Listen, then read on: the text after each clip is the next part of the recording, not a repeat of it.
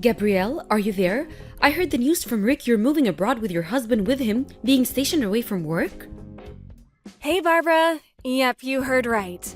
How is Rick taking the news? I'm sure you know this being married to him and all, but my brother's never been good with surprises. He suddenly stopped responding to my messages when I told him I wanted him to look out for our mom while I was gone. I see. I'm not that surprised.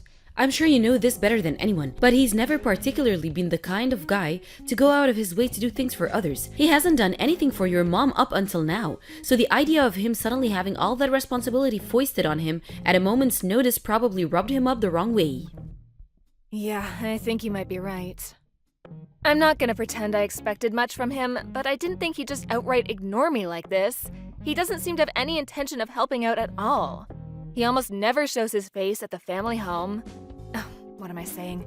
Sorry, Barbara, I know it's not fair of me to go bad-mouthing your husband like this. Don't be silly. I love Rick, but I know exactly what you mean. Speaking frankly, just between you and me, I've always wished he would show more of an interest in his family. It would have been nice to see more of a reaction when he found out his little sister would be moving abroad. Actually, any reaction at all would have been nice. I mean, who even knows when you'll be back? I so wish he'd do more for your mom too. She raised you guys, for crying out loud. The least he could do is make more of an effort with her while you're away. Besides, it's not like you're asking him to move in and be her live-in carer or anything, right? Right, of course not. Our mom lives alone, and her mobility isn't what it used to be, but she can still more or less look after herself. All I wanted was for him to show his face at the house once a week to check up on how she's doing. I made that clear, but he left me on red. But Gabby, let's be real here. Your brother's never really been the type to look out for other people, has he? You're probably better off just giving up. I sometimes feel like the only thing he actually cares about is the casino. He rushes down there like a man possessed on every single one of his days off. He's still gambling? I told him he had to stop that back when he got himself into debt. Oh, Barbara, I'm so sorry. It's fine, sweetie. You have nothing to apologize for. He promised me he'd only do it in moderation this time, and borrowing money is strictly prohibited. I see. I guess it's not that bad then. At least, not as bad as before. But in that case, it seems unlikely I'm going to be able to trust him to look after our mom while I'm gone. Right, agreed. At the very least, she's fine getting around the house and cooking for herself, isn't she? But you've been taking her out for her hospital appointments and to buy groceries in your car for a long time, right? I understand she's going to struggle without you, but at the same time, that's a huge amount of responsibility for us to take on all of a sudden.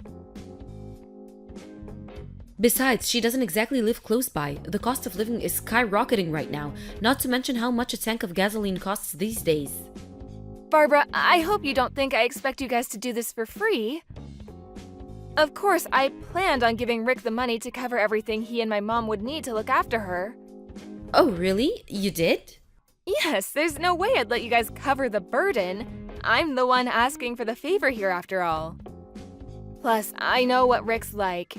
He's never had much of a part in Mom's life since moving out, so I didn't expect him to take all this on out of the goodness of his heart at a moment's notice. But you're right, it is a lot to ask of you, and I totally understand if you can't or don't want to. Don't worry, I'll think of another way. There are all sorts of companies offering services to help and support elderly people living on their own these days. It shouldn't be too hard to find something. No, hold on a second, Pumpkin. Let me try speaking to Rick one last time. I'll see if I can get some sense into that thick skull of his. Wow, really? You do that? Oh, are you sure? To tell you the truth, Gabby, I've always felt a little guilty seeing you do so much for your mom while your brother just carried on going about his life like she didn't exist. He's her eldest son, and I'm his wife. I feel a sense of duty to his family, and I want to help. Oh, thanks a bunch, Barbara. And I'm sorry. It was never my intention to inconvenience you like this. I'm sure you're super busy, and this is the last thing you need. On the contrary, don't you think this could be the perfect opportunity? Your mom's so lovely, she'd do anything for you and your brother. And in actual fact, I've lost count on how many pinches she's gotten him out of by this point. If anyone's been an inconvenience, it's Rick. If you ask me, he owes her a debt of gratitude, and it's only right that he repays it. Well, yeah, I can't say I disagree. In fact, I'm with you 100%. But if he has no intention of doing it of his own volition, I can't deny the idea of you convincing him to do it against his will is also a little worrying. Don't worry, I can be very persuasive when I want to be. Besides, I'll be there to help him support your mom every step of the way. Leave the rest to me, okay, Pumpkin? Okay, I will. Sorry again, Barbara. I owe you big time for this one. I'm counting on you to convince my brother to do the right thing.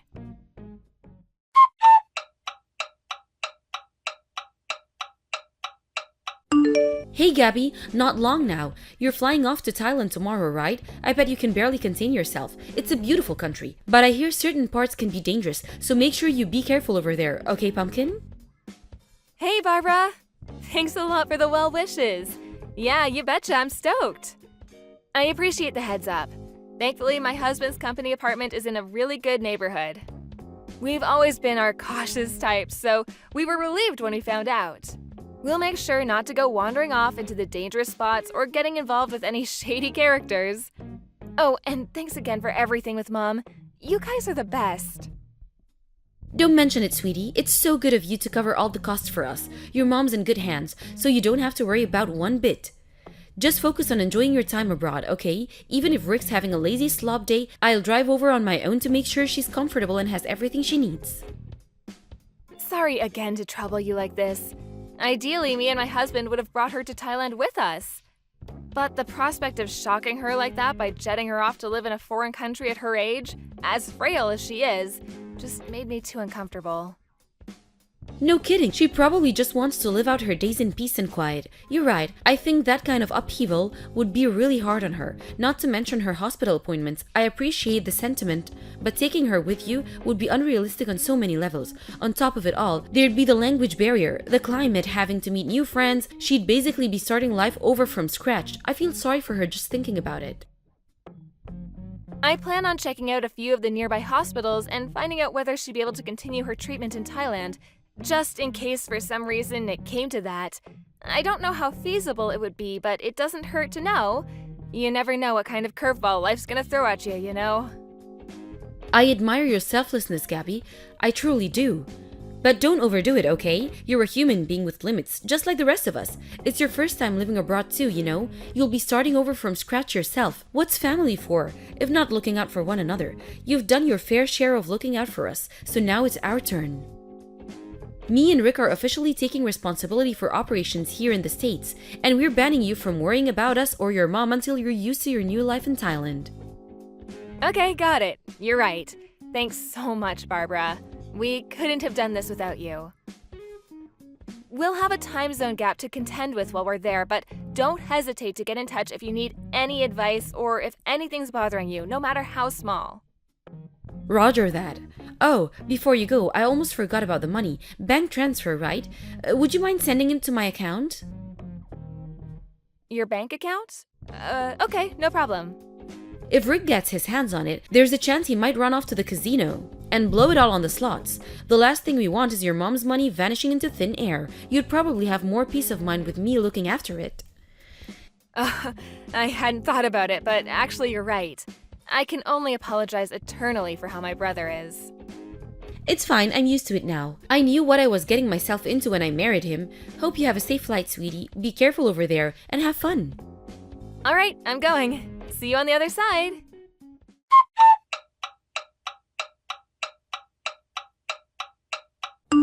Good evening, Barbara. You there? Is now a good time? I'm here. Sure, what's up, honey? Everything okay? Did something happen? Oh, I've just been thinking about my mom and wanted to check up on her, see how she's doing. When I called just now, she seemed kind of not well. Her voice was weak. It was like she had no energy at all. Huh? Really? How does she seem to you? I thought she was fine when I last went over, no different to her usual self. I wonder if she's putting on a bold front when I'm there so as not to worry me? Come to think of it, she's so thoughtful and conscientious. That's just the kind of thing she'd do. I'm not her real daughter after all. She probably feels guilty having me go out of my way to look after her. Oh, no, it's not that. She was telling me about all the things you were doing for her and how happy she was to have you around helping her just the other week. She's so grateful. She said she'll never forgive what you've done for her. Wow, she said that about me? I'm so happy to hear that, but as far as I could tell, she just seemed her normal self. Not exactly bursting with energy, but not particularly weak either, just normal. I see. Did your mom say anything? It's not so much what she said, it was just kind of tension. Or a frail tiredness in her voice. She said she's doing just fine. I see. I don't know whether I'll be much help, but I could go over to her house again tomorrow morning to check up on how she's doing. Oh, would you really? Of course, you're worried about her, right? Okay, it's settled. I'll drive over first thing in the morning for a check-in. I'm so sorry to trouble you again, Barbara. I know it takes you over an hour to get there in the car. Of course, I'll cover any extra costs. My mom's the type to endure things in silence or overdo it on her own because she hates the idea of being a nuisance to others. So if her health is really deteriorating, I think there's a chance she might be hiding it. If that's the case, I can't guarantee I'll be able to get to the bottom of it, but I'll at least head over and do my best. That's fine, I understand. Her and Rick might be completely different, but one thing they do share is that they can both be stubborn as mules in their own ways. Thanks so much, Barbara. I don't know what I'd do without you. Oh, stop it, silly. You're making me blush. It was me and Rick who agreed to look after her in the first place. This is the least I can do. I was so shocked when I heard Rick was getting married. But that shock turned into relief when I found out how kind you are. He's lucky to have you by his side. If my brother ever causes you any problems, don't hesitate to get in touch, okay? I'll always be here to talk. I know what he's like, and I'm sure there are times when you consider strangling him. Don't worry, I can read him like a book, and I have a knack for putting him in his place. When he tries getting up to his old tricks, I have a feeling he's mellowing out. I don't think he has the nerve to challenge me like he used to. Wow, seriously? I'm surprised to hear that. It looks like my brother's in good hands then. Not to mention what you're doing for Mom. Words can't describe how grateful I am for you, Barbara. Oh, did you want something from Thailand? If you do, just say the word and I'll send it over. Don't hold back, you can have anything you want. Wow, really? Well, actually, now that you mention it, I've been getting really interested in fashion and cosmetics lately. If it's no trouble, would you mind sending me over some Thai beauty products? I'll be so excited to see what they have over there. Got it. I'll send you a parcel full of their most popular brands. If there's anything specific you got your eye on, just give me the name and it's yours. Thank you. Okay, I'll do some research and get back to you. I'll let you know how your mom's doing after I check in tomorrow morning. Okay, speak to you tomorrow.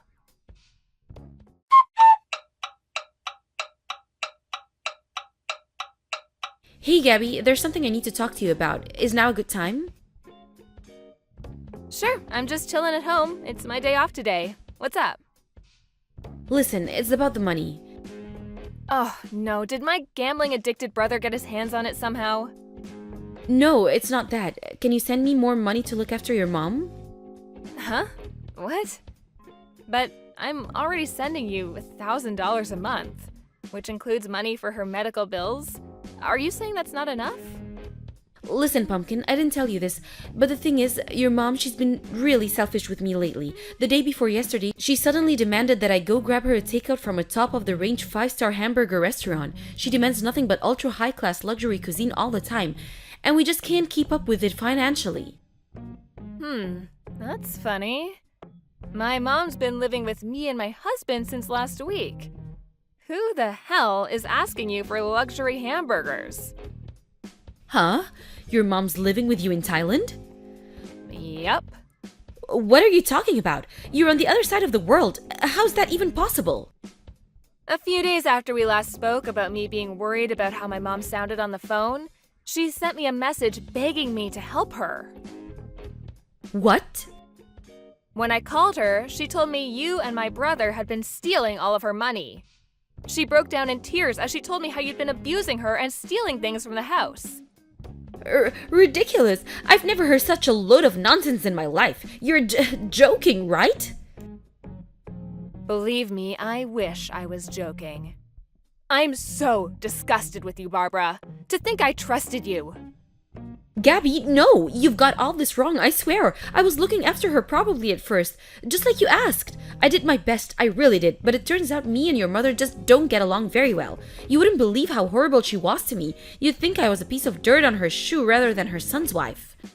You mean my frail, aged mother who wouldn't hurt a fly and would sooner suffer in silence than cause inconvenience to others? Is this the same person we're talking about? Maybe she's like that with you because you're her real daughter, but with me, she's cruel, malicious, and abusive. It's like there's this big black storm cloud of dread hanging over me every time on the drive over. I'm afraid to see her now. Rick saw how she was treating me and couldn't bear it, so he lost his temper with her. She's probably angry that your brother actually had the courage to stand up to her. So she put on the frail old lady act and called you in tears to try and turn you against us. I mean, come on, ask yourself. Is there any proof that we've been doing any of the things she says we have? I thought you might ask me that, which is why I made sure to get hold of some. To answer your question, yes, there is proof. Mountains of it. Huh? After we spoke on the phone, I told her to start recording your visits in secret. Lo and behold, the very first one showed you rummaging through her cabinets for money. Then, as if that wasn't reprehensible enough, you upped the ante and started hitting her, threatening to do it harder if she didn't hand over her checkbook and give you her signature. I was so furious, I felt like throwing up when I watched the video. You are one wicked, disturbed individual, Barbara.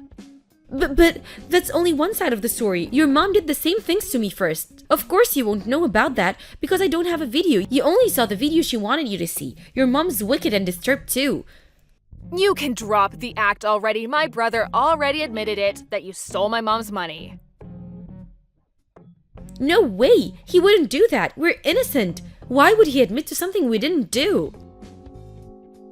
It's just like you said. Rick doesn't have the nerve to challenge you. That's why my mom settled all his debts for him after he told her they were from him getting in over his head at the casino. But they weren't, were they? They were yours. He told me everything about how you forced him to do everything with violence and threats of more violence on top of it. Now, I'm not gonna go making excuses for my brother because he did stand by and watch it all happen, but in a sense, he's a victim in all this too. Gabby, I can't get through to Rick. What's going on? He's not answering my calls. Do you know anything about this?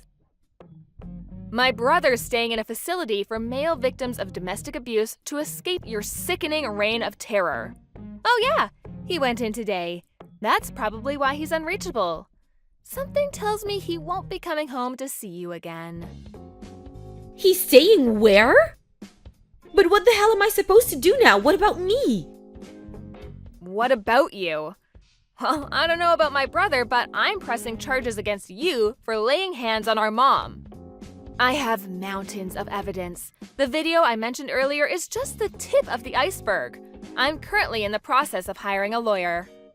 No, Gabby, wait, please, don't! You can't take me to court, we're family. Surely we should just be able to talk this out like adults instead of blowing it up into some big legal drama.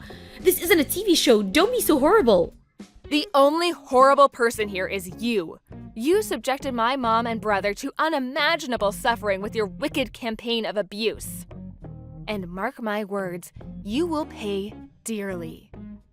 You have the nerve to say I'm horrible for standing up to you? Cut the crap. One more thing, me and you are not family. I'm so sorry. I've never intended to hit your mom like that. Things just got out of control and, well, it kind of just happened. It's just, well, I was in trouble financially. I was desperate. I didn't know what to do or who to turn to. I asked your mom if she could help me out a little. Not much, you know, just enough to keep me afloat, but she refused. So you hit her. Not only is your alleged reason the most selfish thing I've ever heard, but even if she did refuse to give you the money, that doesn't give you the right to hit her. Who the hell do you think you are? Gabby, I'm so sorry. This will never happen again, I swear. Obviously it won't. That's why I had my mom flown over to live with me and my husband here in Thailand, so she wouldn't have to spend one more second in the company of a psychopath like you. Who knows what you would have done next? I shudder to think. You're sick, dangerous and unpredictable, and I feel terrible for leaving my mother in your care. That's why I waited until she was safely in my care to get started with the court proceedings.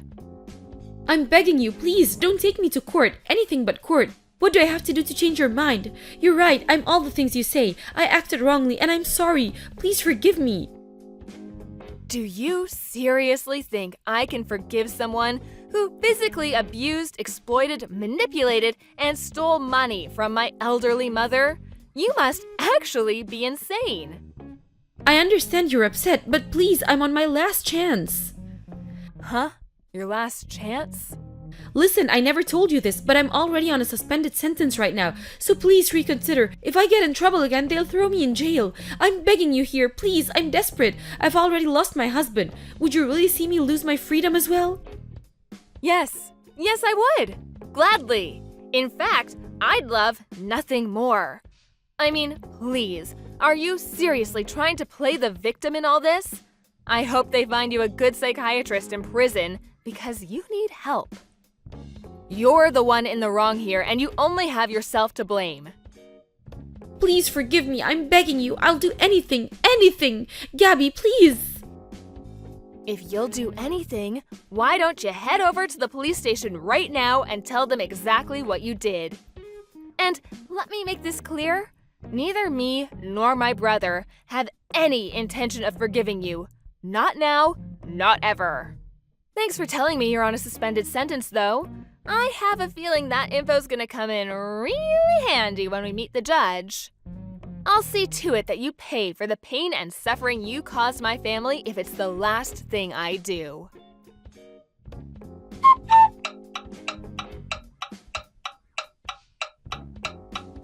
My sister-in-law was rearrested after admitting to committing acts of violence against my elderly mother. It turns out that she'd been domestically abusing my brother since long before that, hitting him with such force there were even times where she broke bones. I found out during the court case that one of the neighbors had heard the commotion and called the police, and she was arrested after being caught in the act. Me and my mom never had a clue. Eventually, my brother finally came clean about everything. He said Barbara had been irresponsible with money ever since they started dating, was quick to anger, and became violent at the slightest hint of trouble.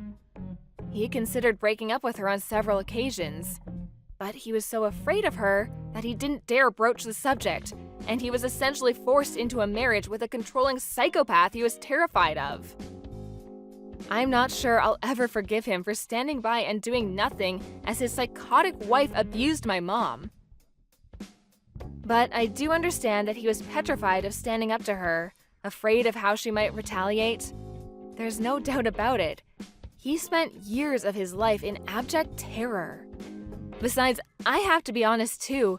I'm the one who left my mom in her care in the first place, so some of the responsibility lies with me.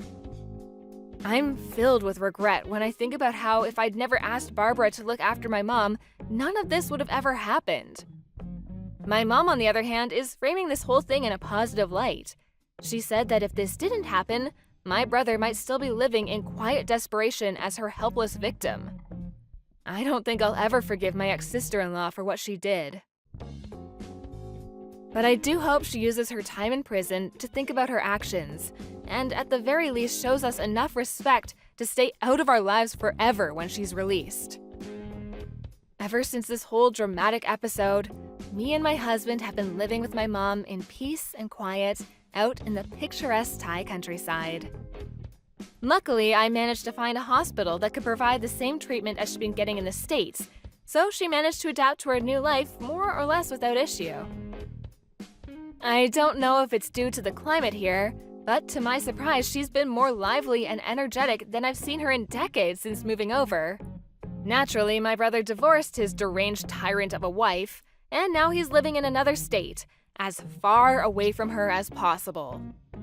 Rick apologized to me after the court case, and lately we've been doing regular video calls to update each other on how we're doing. With his ex-wife out of the picture, we're closer than we've ever been. He doesn't talk about her much, but I have a feeling the reason he became distant after they got married might have been his way of protecting us from her. I know I'll never know for sure, but That's what I want to believe. With she who shall not be named finally locked away where she belongs, me and my family can finally start making up for lost time. Let the good times roll. Thank you for watching. Don't forget to hit the like button and subscribe to the channel. Hey Brooke, how's Kyle doing after what happened? Is he coping? He's not down in the dumps or anything, is he? Is he eating right? Does he have enough books? You know how much he loves his reading. He's fine. Chill. It's been a week since the accident now. Of course he has a lot of free time on his hands in the hospital than he's used to. But I can assure you he's been using it wisely by grumbling and complaining to the max. I see. Well, in that case, I'm pleased. If he's still lively enough to be grumbling and complaining, there's nothing to worry about. I'll be coming to see him again in the next few days. Okay, I'll pass on the message. I think it really counts to have your mom by your bedside at times like this. He appreciates your visits a lot. Kyle appreciates me? Judging from the look on his face when I'm there, I get the feeling I'm annoying him simply by having the nerve to exist in his vicinity. Besides, he told me I'm a pain in his butt on more than one occasion. Oh, you don't believe that bluster, do you? He's just trying to look tough because he doesn't want to admit how soothed and comforted he feels by having his mommy by his bedside. He said he's always thinking of you. Well, it'd be great if that were true. You must have been pretty scared yourself, right, Brooke? This whole thing can't have been easy for you. I heard you were in the car when he crashed the car? That's right. I was in the passenger seat when it happened. Kyle's the last person I thought would ever crash the car. Even the safest drivers have accidents, and it's usually precisely because we don't think they'll happen that they do. It was his fault and no one else was involved, right? I can't say I'm pleased about my son being laid up in a hospital bed, but on the bright side, at least no one else got hurt. He only has himself to blame. We can't turn back the clock, but at least he can learn the valuable lessons that there are to be learned there. Right, I totally agree. He said he's gonna be taking a break from driving for a little while once he gets out of the hospital. How long did they say he'd be in for again? A month, right? Hopefully he has a long, hard think about his driving habits. Oh, believe me, he's already been doing some soul searching. I don't think he's under any illusions over who was to blame. Oh yeah, I forgot. I wanted to thank you again. We really appreciate you sending the money for Kyle's hospital stay. His insurance didn't cover it, so we would have been in a really bad situation without your help. Oh, don't be silly, I'm his mother. You can hardly afford to shell out that much yourself, could you? I know you said you've been struggling lately. It was nothing, really. But it was so sudden. I think Kyle feels guilty, and he wants you to know how grateful he is. Him crashing the car into a wall like that was pretty sudden as well. Besides, it's not like he did it on purpose. He has no reason to feel guilty. Sometimes life just throws curveballs at you, and what are mothers for if not dashing to the rescue and saving the day in a rush of heroic maternal glory? Fair point. Thanks for saying that. I couldn't agree more with everything you just said. To tell you the truth, it's actually kind of a pain in the ass how easily little things like this seem to play on his mind. Oh, it is? But Brooke, dear, surely it's only natural he'd be upset after what he did. He's always had a strong sense of responsibility, and he hates feeling like he's being a burden on others. I think it's perfectly normal. But you just said he has no reason to feel guilty? I'm saying I agree with you. I keep telling him he has nothing to feel bad about. But he seems hell-bent on beating himself up over it. I can't help but to think he overthinks things sometimes. He's so goddamn sensitive. I actually felt a huge sense of relief when you just said what I've been thinking this whole time, so thanks for that.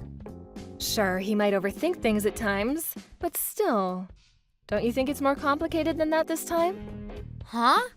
But you just said he shouldn't feel guilty. Wait, were you lying? What? Lying? No, of course I wasn't. It's just, how to put this? Just because I don't think he should feel guilty about what happened doesn't mean I think he should be nonchalant and indifferent towards it either. If anything, I'm proud of him for being so considerate towards others. Is there a problem with being nonchalant and indifferent when you've done nothing wrong? You're my mom-in-law, and that makes me your daughter.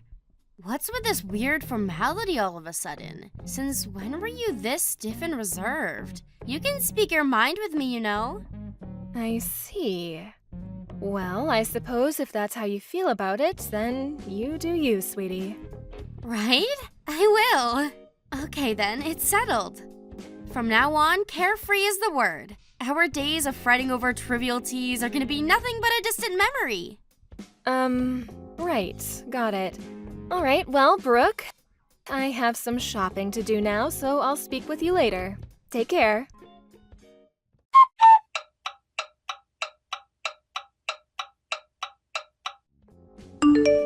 Mom, please can you lend me some money? We're in the mother of all pinches here. You're the only person I can rely on. Oh, Brooke, please, would you stop doing this? You asked me the exact same thing last week. I made it very clear that I wouldn't be giving you anything. Why do you insist on doing this? I know I did, but Mom, we're really in a pinch here. Like really, really, really. Anyone would think I was a stranger, not your freaking daughter-in-law. Surely you should be more sympathetic towards our situation. Why you gotta be so heckin' frosty? Listen to me, Brooke. If you're genuinely in trouble and need help, of course I want to be there for you. Well, in that case, why won't you? You're contradicting yourself a little here, you know? How many times do I have to say it? We're genuinely in trouble. Our situation is desperate. When you say genuinely in trouble, do you remember the previous reasons you gave me for saying you needed me to lend you money? Yes, of course I do. We're struggling to stay afloat financially. Because vegetable prices have been going through the roof lately. Right. And the month before that, it was because the gasoline prices had gone up. What was it the month before? I forgot. Oh, yes, the electricity bill was soaring, right? I don't remember well either. But probably that. Everybody knows the cost of living has been going through the roof lately, and normal hardworking folks like us just can't get by as easily as we used to.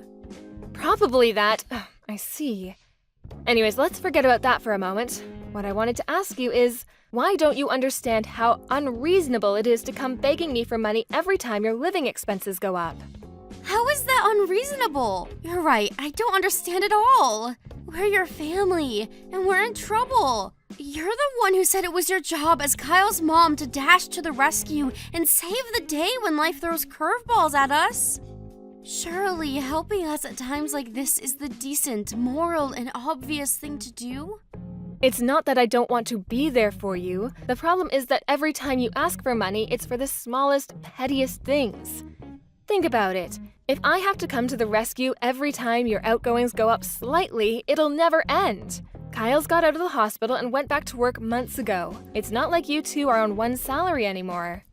I never heard anything about either of you taking a pay cut either. Look, dear, I know we're in a cost of living crisis, but how can you suddenly be in the mother of all pinches just because cucumber prices went up? Surely, if you two do some brainstorming together, you can figure out a way to get through this somehow. I'm asking you precisely because we can't cope without your help. Why won't you believe me? You're horrible. You lent us money without so much as a single complaint before. What changed? I sent the money back then because my son had been in a car accident. That was an emergency. Surely you see the difference between a car crash and the things you're asking me to open my purse for every month these days? I get that. Look, I don't know exactly how much Kyle brings home every month. But you've never had any problems like this until recently, so I could ask you the same thing. What changed, Brooke?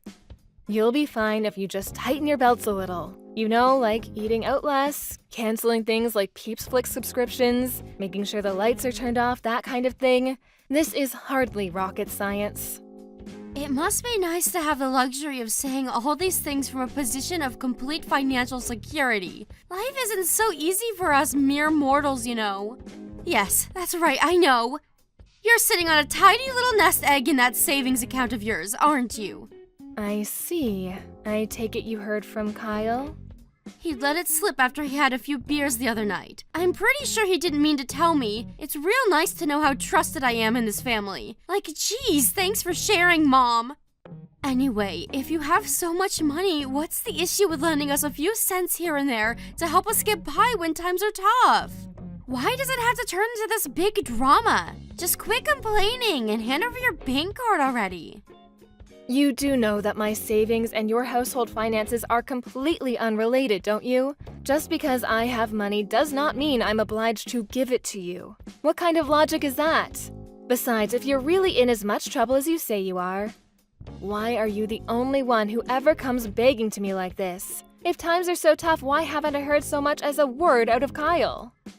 Duh, isn't it obvious? He's way too proud to admit we're struggling. How's he supposed to feel like the man of the house if he has to beg his mommy for pocket money?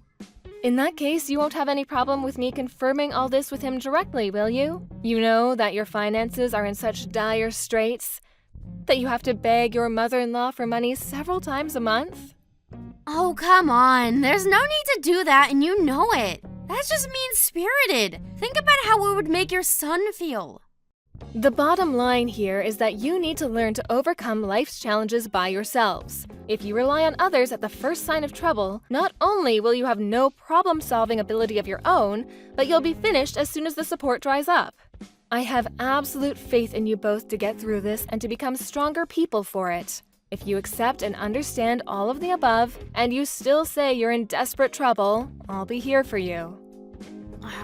But just because we're not at risk of being homeless this week doesn't mean we're not in trouble. Do we have to be on death's door before you start caring about us? You know, all of this time you spend asking me for money could be spent figuring out how to improve your situation. Less talk, more action. First, do what you can. If after that you tell me you're still hopelessly in trouble, I'll consider helping you after discussing things with Kyle. Fine, I understand. Sorry for being so persistent.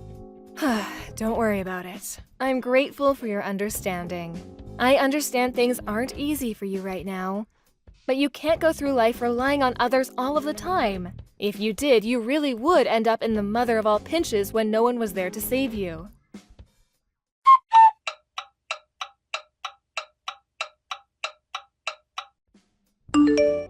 Hey Mom, guess what? I've been doing some thinking. Brooke? What's this all of a sudden? Have you had some kind of religious epiphany? What have you been thinking about? Remember how you scolded me before for asking for money? Well, you gave me pause for thought, and I've pondered long and hard on the matter. So anyway, I'll get right to it. I have a suggestion. Hear me out. I hardly scolded you, dear.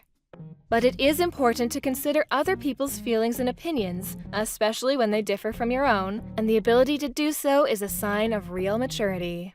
The fact that you took the time to seriously think about what I said makes me very happy. Cool, thanks for saying so. Okay, well, I'm ready for it. The suspense is killing me. What's your suggestion? So, you have a lot of savings, right? But you told me it was no good for me and Kyle to rely on your money unless in case of emergency, right? That's right. We might be family, but that doesn't mean we shouldn't have boundaries, and relying on others all the time isn't good for anyone. On the other hand, it seems like such a waste for you to keep all that money to yourself without putting it to good use. Excuse me? Forgive me, Brooke. Maybe I'm misunderstanding you here, but by any chance, has the subject changed? Nope, we're still on the topic. Just bear with me. I'm building up. Where was I? Oh yeah, you said it yourself. It's no good to rely on others too much, right? That's why I think we should move in together. What? I'm sorry, but I don't understand this at all. What on earth led you to that conclusion? Think about it. If we move in with you and we all live together, we'd all be on the same team. You lending us money wouldn't count as us relying on others anymore. It wouldn't?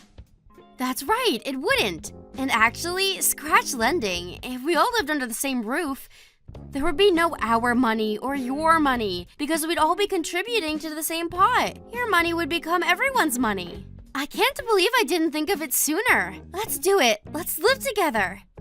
Hold your horses, Brooke, please. Don't you see how absurd what you're suggesting here is? I don't understand your logic at all. No, I can't and I won't. It's not happening. Why not? Surely living with us would give you more peace of mind, too. Ah, that's it. You're worried about the housework, aren't you? No.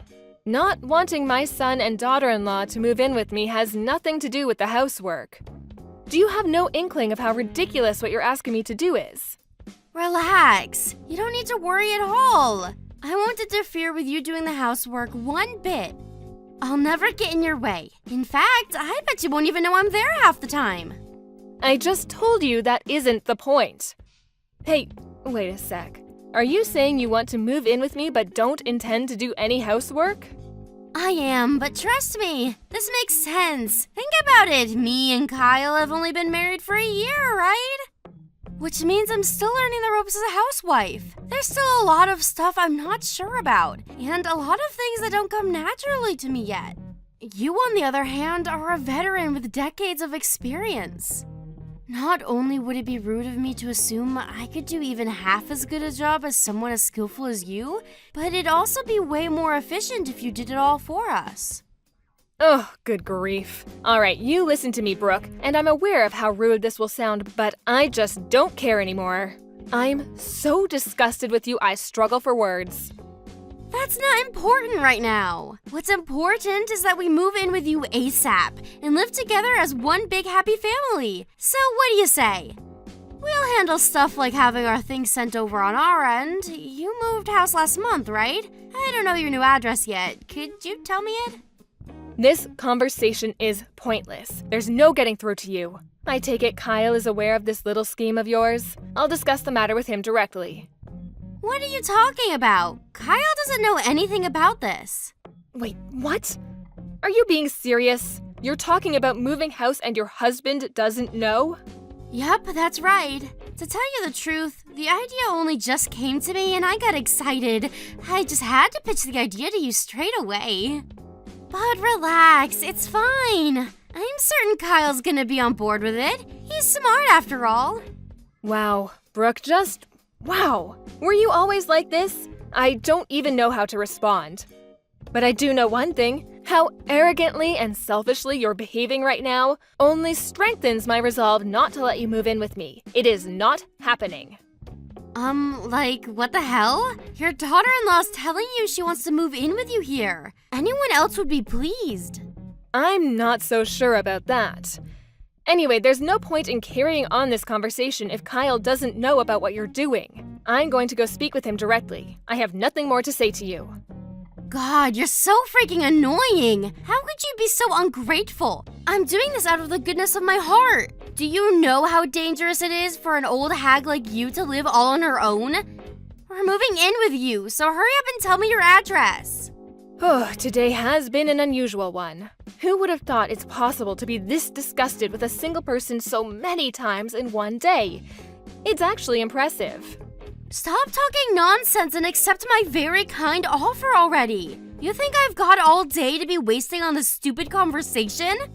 Some of us have jobs to work and finances to worry about, you know. Calm down, Brooke. Deep breaths. In, out. You came at me like such a whirlwind I didn't get a chance to tell you this. But I already live with someone, so unfortunately, I'm not going to be able to take you up on your offer. You're better off just forgetting the whole thing. Huh? You're already living with someone? You never told me that. Who is it? Since when?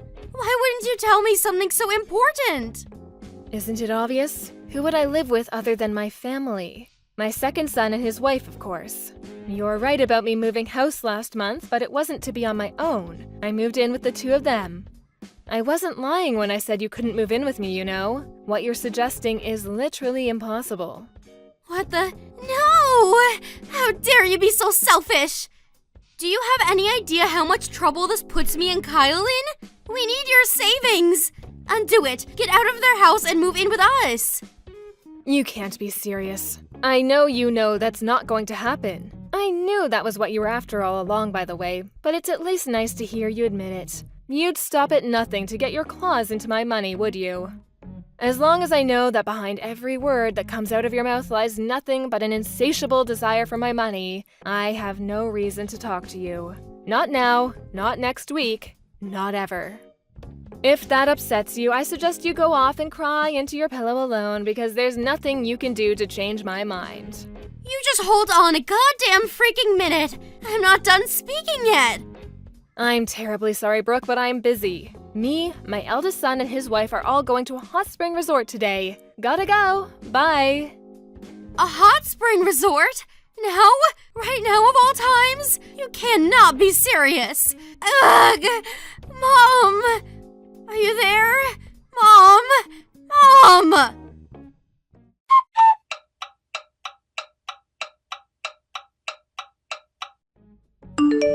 Brooke, you came to our house yesterday, didn't you? You broke the window and let yourself in, didn't you? Huh? It'd be like really nice if you didn't make false accusations against me, you know. Thanks. I don't know anything about your house getting anything broken into. It seems like I was wrong about you, Brooke. I thought you were a little more intelligent than this. I didn't think you had it in you to be this recklessly brash and impulsive. Whatever. If we're honest, this is all your fault. You know that, right? Did you really think I was gonna let you get away with keeping the whole moving in with your son and his wife thing secret from me? If you'd have just kept your mouth shut and given me your bank card like anyone with half a brain would have done, you wouldn't be in this mess. Regret won't get you anywhere now. You dug your grave, now lie in it. I couldn't agree more. It really was careless of me to tell you I moved in with my second son. I've been a fool. Wow, you're self-aware? I suppose you'd be a total lost cause if you weren't capable of self-reflection at your ripe old age. Let's face it, you're not as young as you used to be. If you'd have waited any longer, you might have kicked the bucket without realizing what a gigantic moron you are. You're right. Thanks for helping me notice, sweetie. You see, I'm so grateful that I want to give you a little something by way of thanks. So I got you a present. Huh? A present? What is it? You should know that I don't accept cheap stuff. It's fine, relax. It's even more valuable than my bank card. You know, the one you took from this house. In a certain sense, it's actually something really unusual. Huh? What could you possibly be talking about? I can barely take the suspense. I don't know anything about your bank card either. You're barking up the wrong tree. Oh, really? Is that so? How tragic. In that case, my present is meaningless.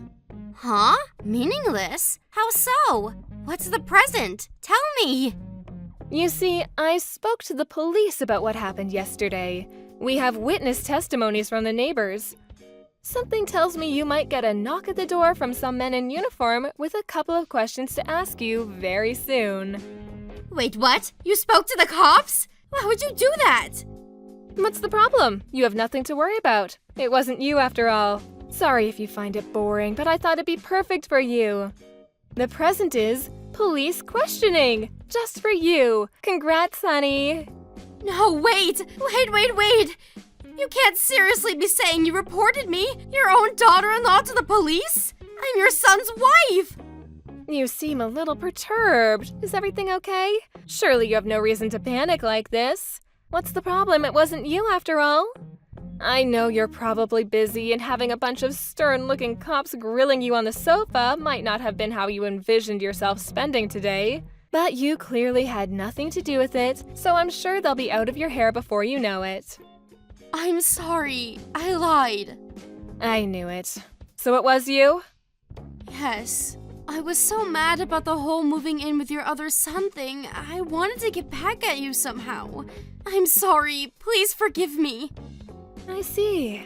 It's fine. Relax. You have nothing to worry about. I told you, right? This is a present. How can I relax? I might be about to get arrested here. And how the hell does calling the cops on me count as a present?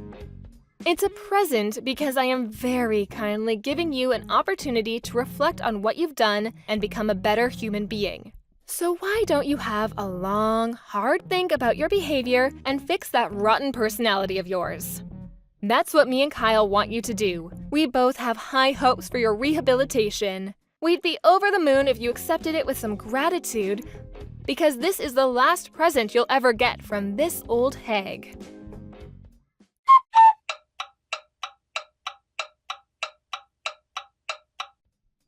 After that, my shamed daughter-in-law was taken away in handcuffs by the police in front of a crowd of very shocked neighbors. I know I told her she was only going to be questioned, but that was because I didn't want to panic her so much she tried to escape. Between the witness testimonies from the neighbors and the footage from the surveillance camera my son installed in the garage, she didn't have a leg to stand on, and her arrest was basically a foregone conclusion at the moment I reported her.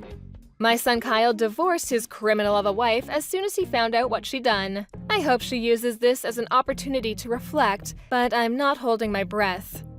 Me and Kyle are praying that she uses this whole situation as an opportunity to change her ways and become a better human being, even if just a little. That said, even if she does repent and change her ways, even if she becomes a shining bastion of all that is good and virtuous, we'll never know because she's no longer a part of our lives. She can get by on her own now. Thank you for watching. Don't forget to hit the like button and subscribe to the channel. Hey there, Grandma. How's it going? Are you doing well? I was just wondering if you already went to the hospital today to go make a visit?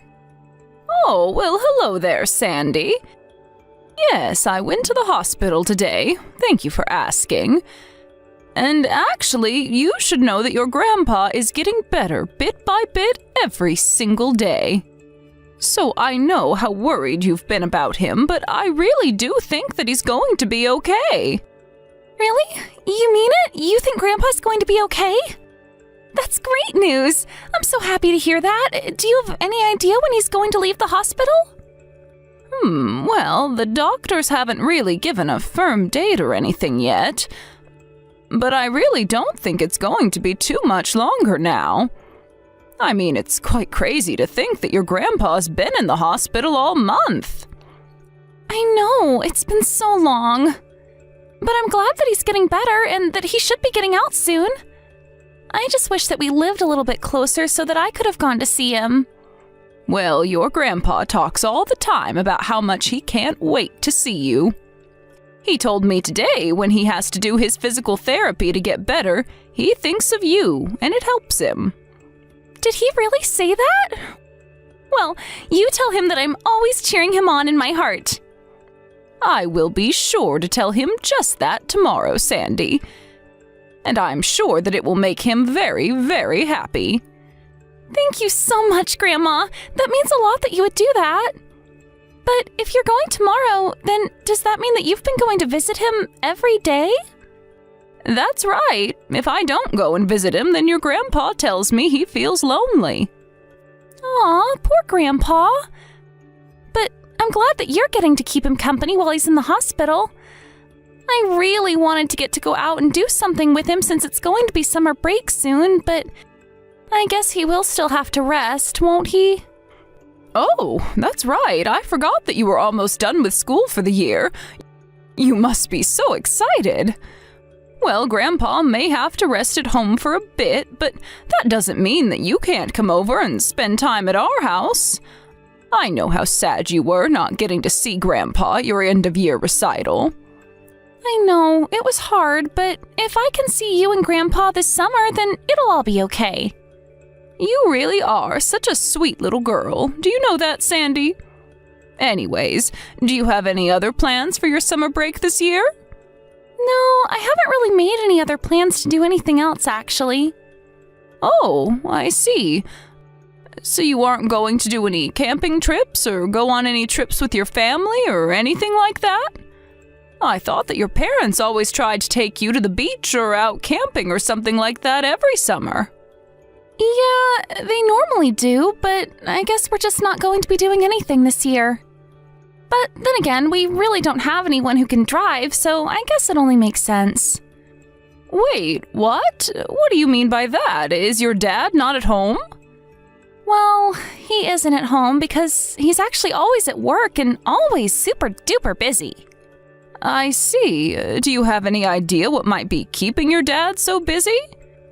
I really don't know. Work stuff, I guess. I don't get grown-ups sometimes. You know, Sandy, neither do I most of the time. But anyways, I wonder what's keeping your dad so busy that he hardly has any time to spend at home these days. I really have no idea, but I think that Mom might know something that I don't. You should try asking her if you really want to know what Dad is doing. Hello, Linda. How's it going? It's been a while since we talked. Oh my, this is Bianca, I take it, yes? That's right. Sandy just walked up to me and handed me the phone. How is Frank, by the way? Is he doing okay in the hospital? I'm really sorry that we haven't made it over there to visit him. Oh, that's okay. We understand how far away it is for you. Besides, it seems that you and my son are quite busy with work and the kids. And Frank says that it's not like he's on his deathbed or anything like that, so he doesn't really mind. I know. I'm just so sorry that he wasn't able to make it to Sandy's recital this year. I know how much he and Sandy look forward to it. Yes, he was disappointed to have to miss that, but anyways, I heard from Sandy that Liam is barely spending any time at home. Is he away on a business trip or something like that right now? Yes, he actually is. Would you believe that his company sent him to Thailand for a whole month? Oh, wow. I had no idea that his business even operated outside of the country. Well, that must be very hard for you all. But I suppose that means that for the summer break, it really just is going to be you and Sandy then, right? Yeah, that's right. But I also have a lot of work to do this year, so I'm afraid it'll be a boring break for her. And it's not like I can just let her run around and do whatever she wants outside, so I just don't really know what to do at all. Yes, these kinds of breaks are really hard to deal with when you're parents by yourself. You have to do all the cooking and make sure Sandy's staying out of trouble and all of that.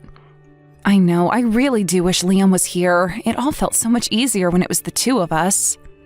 Especially since she isn't eating lunch at school anymore, cooking is taking up more and more of my time. I guess the kids may be on break, but that just means more work for the parents, doesn't it? I just wish that I had someone who would watch Sandy for me. Well, you know, I was just telling Sandy that if she wanted to, she could come and spend some time with Frank and I this summer. We really don't mind hosting for a little bit, and if anything, I think it would make Frank feel better.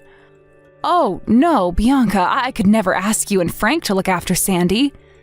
I mean, Frank will have just gotten out of the hospital by then, and I can't imagine it's good for his recovery to have a child running around. But maybe after the break, when school is back in session and it's closer to fall break, we could figure something out. Yes, please. By all means, come in the fall then. Frank and I just want to see you all at this point. We feel like it's been way too long since we've all gotten together as a family. Well, we'll look at our calendar and see what we can do. But anyways, it was nice talking to you. Tell Frank that we're thinking about him.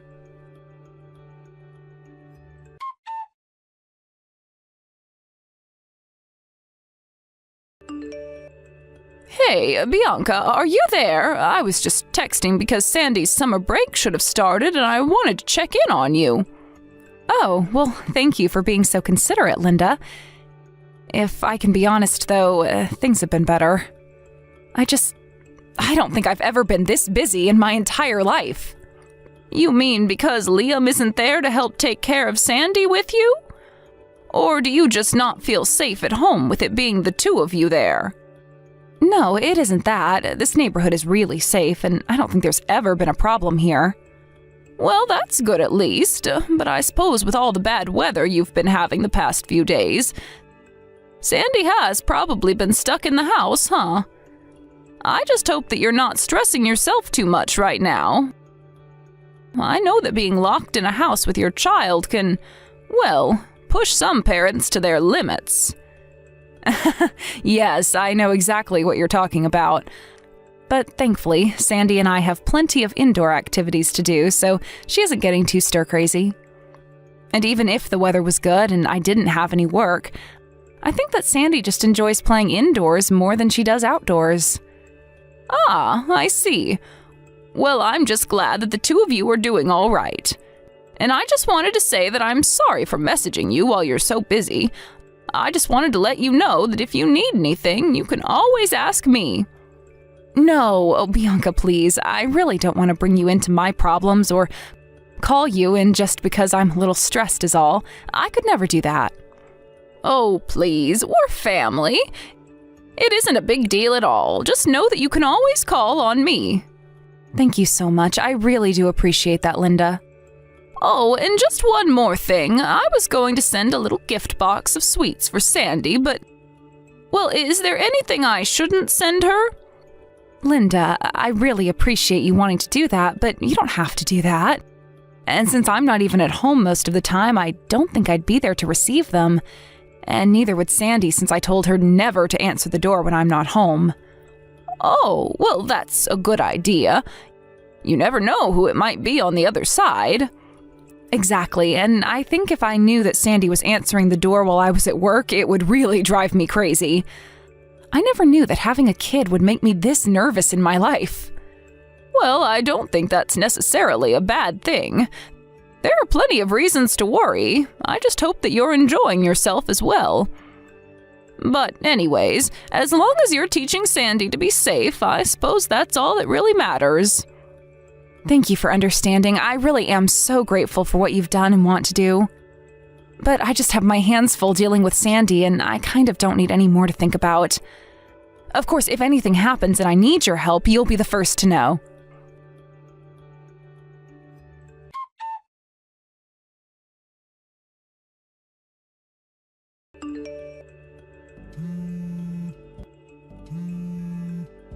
Hello, Sandy. I'm sorry I can't pick up the phone right now. I'm in the hospital with your grandpa. But I can call you back soon if you just wait a little while. Grandma, please, this is really, really bad. I don't know what to do. The house is burning. It's on fire right now. Wait, sorry. What are you talking about, Sandy? Isn't your mom there? Are you home all alone? Mom hasn't been home in a long, long time, and I tried calling my dad, but he won't pick up his phone. I don't know what I should do, Grandma. You have to help me. I don't have anyone else. Wait, what do you mean that your mom hasn't been home in a while? As in she left for work this morning and still isn't home? I mean that my mom got mad and then left the house with some other guy. Now I have no idea where she is right now. Wait a second. You're telling me that your mom left the house with a man who wasn't your dad? Yeah, that's right. After Dad left and summer break started, this strange man started coming over to our house. But I guess Mom and him knew each other because he was always driving her places and taking her out of the house. And then one day, a while ago, Mom left with that man and she never came back home since. I don't know who he is, but he always smelled like beer. Sandy, do you think that your dad knows who this man is at all? I don't know. I don't even know him. But Mom told me I could never tell Dad about him, so maybe not. I see. This is all a lot to take in right now. But if it's a man who isn't my dad, then that would mean my mom is cheating, right? I might not even be in middle school, but even I'm smart enough to see what's going on here. I'm really sorry, Sandy. I think that you might have hit the nail on the head with that one. But that must make you really sad, right? I tried telling Mom to stop cheating on my dad, but I told her that she shouldn't go out with this man anymore. I told her that if Dad knew what she was doing, and it would make him really sad, and that's when she told me that I could never, ever tell him. I see. I'm so sorry that you're going through this right now, Sandy. I know, but I've never seen Mom get this upset with me. Then the man she's with started getting mad at me and said that my mom was never going to come back home again. And that's when they left? Do you have any idea when that was? Yeah, it was about last Monday, now that I think about it.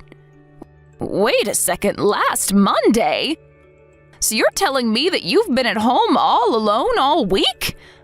I don't believe this. Oh, wait a second. You said there was a fire at your house? Are you standing outside right now?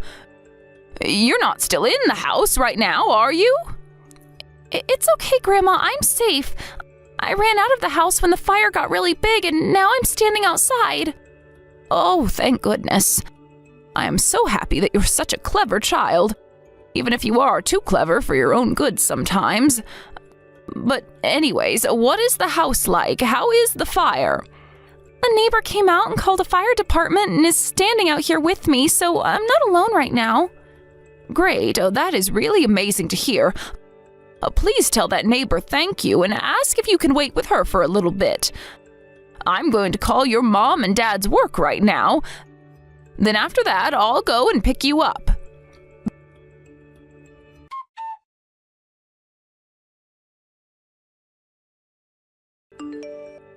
Bianca, you need to quit this foolishness and pick up the phone right now. Are you really going to pretend like you haven't noticed a single one of my calls? Linda, I really am sorry, but I'm very, very busy with work right now, and I just don't have any time to talk at all. Well, you should know that I got a call from your daughter last night. I'm sure that you did too, but apparently you ignored them all. How could you do that? How could you just abandon Sandy like that? And just how did you know that Sandy was trying to call my phone last night, huh? Well, that's because when she couldn't get a hold of you, she began to call me. She told me about how you had left the house some time ago and that you'd left her all alone at home. But she was only calling you because your house was on fire. That's all. What on earth are you talking about? What is that even supposed to mean? I mean, your house, the place where you live with your husband and child. You know, that place? There was a fire there. Wait, I still don't understand. What do you mean there was a fire at my house? Do you think that I'm joking with you right now? I guess you haven't really been keeping with the local news. Otherwise, you might have heard about the fire that set a whole house up ablaze. And you're telling me that the house that got caught on fire was my house?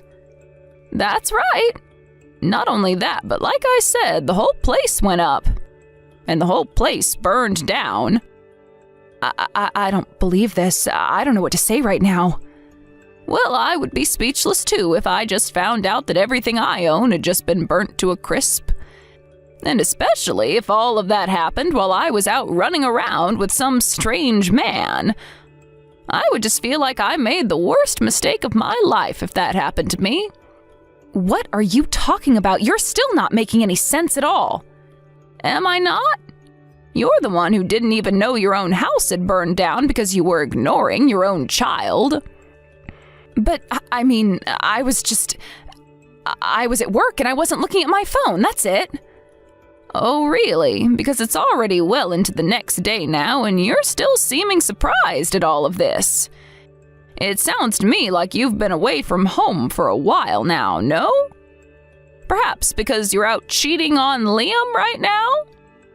That is not true. I'm at work right now. How dare you even imply that I'm cheating on Liam? Just who do you think you are? Excuse me? I'm not the one lying about being hard at work while I'm actually out leaving my daughter at home to fend for herself. I have every right to be mad at you right now. But I'm really not lying. I'm telling you the truth. Why won't you listen to what I'm trying to tell you? I know how busy you've said you are, so I called your work and they told me that you put in quite a large request for time off. Wait a second. You called my work? Why would you do that? You can't just go and do that. Well, what did you expect me to do? There was a fire at your house, your daughter was alone, your husband is in another country, and you were nowhere to be found. But still, you didn't have to call my work because of all that. I wouldn't have done it if it wasn't an emergency, and I think your house burning down more than counts as that. Honestly, do you act this way every time your husband is away from the house? Because Sandy told me about how you told her to keep quiet. You told her that if her dad ever found out that it would crush him and that she didn't want to do that to him. And so you mean that you've heard all about this from Sandy? That's right. She told me everything that's been going on since her dad went away and summer break started. And just what kinds of things has that little brat of mine been telling you, huh? Well, she told me that ever since school got out, you started bringing this strange man over to the house more and more. And she told me about how you both tried to keep her quiet. And how you two must have thought that would be enough to keep Sandy's mouth shut under any circumstances. But this isn't fair. I didn't cheat on my husband, I swear. Why even try and deny it at this point? Sandy's already told me the truth. You really should have tried harder to hide your affair from your own daughter, you know. But, I mean, Sandy just doesn't get what's happening. Yes, it's true that I was going out with this guy who she'd never met before. But she's totally wrong about the affair. He was just a friend, I swear. She read this whole thing completely wrong. Oh, just give me a break already, Bianca. You are doing nothing but burying yourself deeper into your lies. You flaunted your affair in your daughter's face, and she didn't keep your secret for you. And because you decided to run off with this guy to who knows where, your daughter could have really been hurt. I mean, don't you even care about your own child at all? What if she hadn't been able to escape the fire? You're right. I'm so sorry. I never wanted anything like that to happen. So, then you admit to everything that I've said here? You really were having an affair? I mean, affair is such a strong word. I was thinking of it more like a summer fling. I don't really care what you call it. If you were involved with someone other than my son, that's cheating. But just what in the world were you thinking exposing Sandy to what you were doing? I never thought that she would have been able to guess what was going on. And just how in the world could she not have when you were bringing him over to the house for her to see? Instead, you just told her to keep her mouth shut and leveraged her love for her dad against her. Well, that's because I knew if Liam found out that this would blow up like it is now. I just thought that if Sandy was too scared to tell her dad, that she wouldn't. You're horrible.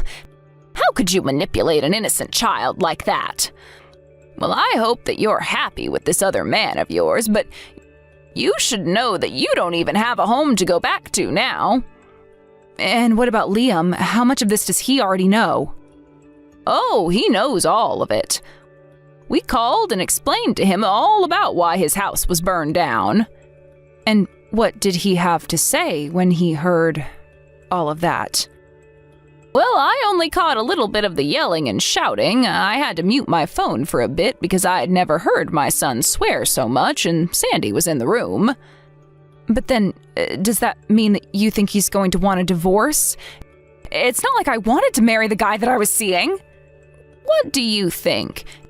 You put his daughter in immediate danger. I can't see you talking your way out of this one, Bianca. But he'll have to understand that I wasn't doing this because I didn't love my family. It was just a little fling, that's all, I swear. Well, I guess that you and Liam are going to have that conversation between yourselves. But after what Sandy had to say about how you and this man of yours treated her, I really can't see him ever coming back around to you. But you can talk to him. You can talk to Sandy and tell her that she didn't understand what she saw, and then you talk to Liam and explain how this was all just one big, huge misunderstanding, right? I could do that. I could do a lot of things, but what you're asking me to do is lie to my granddaughter just like you lied to her. You're asking me to lie to my son just like you lied to him too. And those are both things that I simply refuse to do.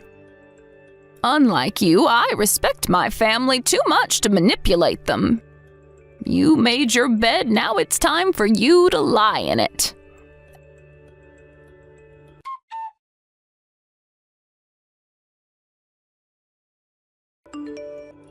After that, the police and firefighters investigated the fire and found out that it began in the kitchen and with a burner left on.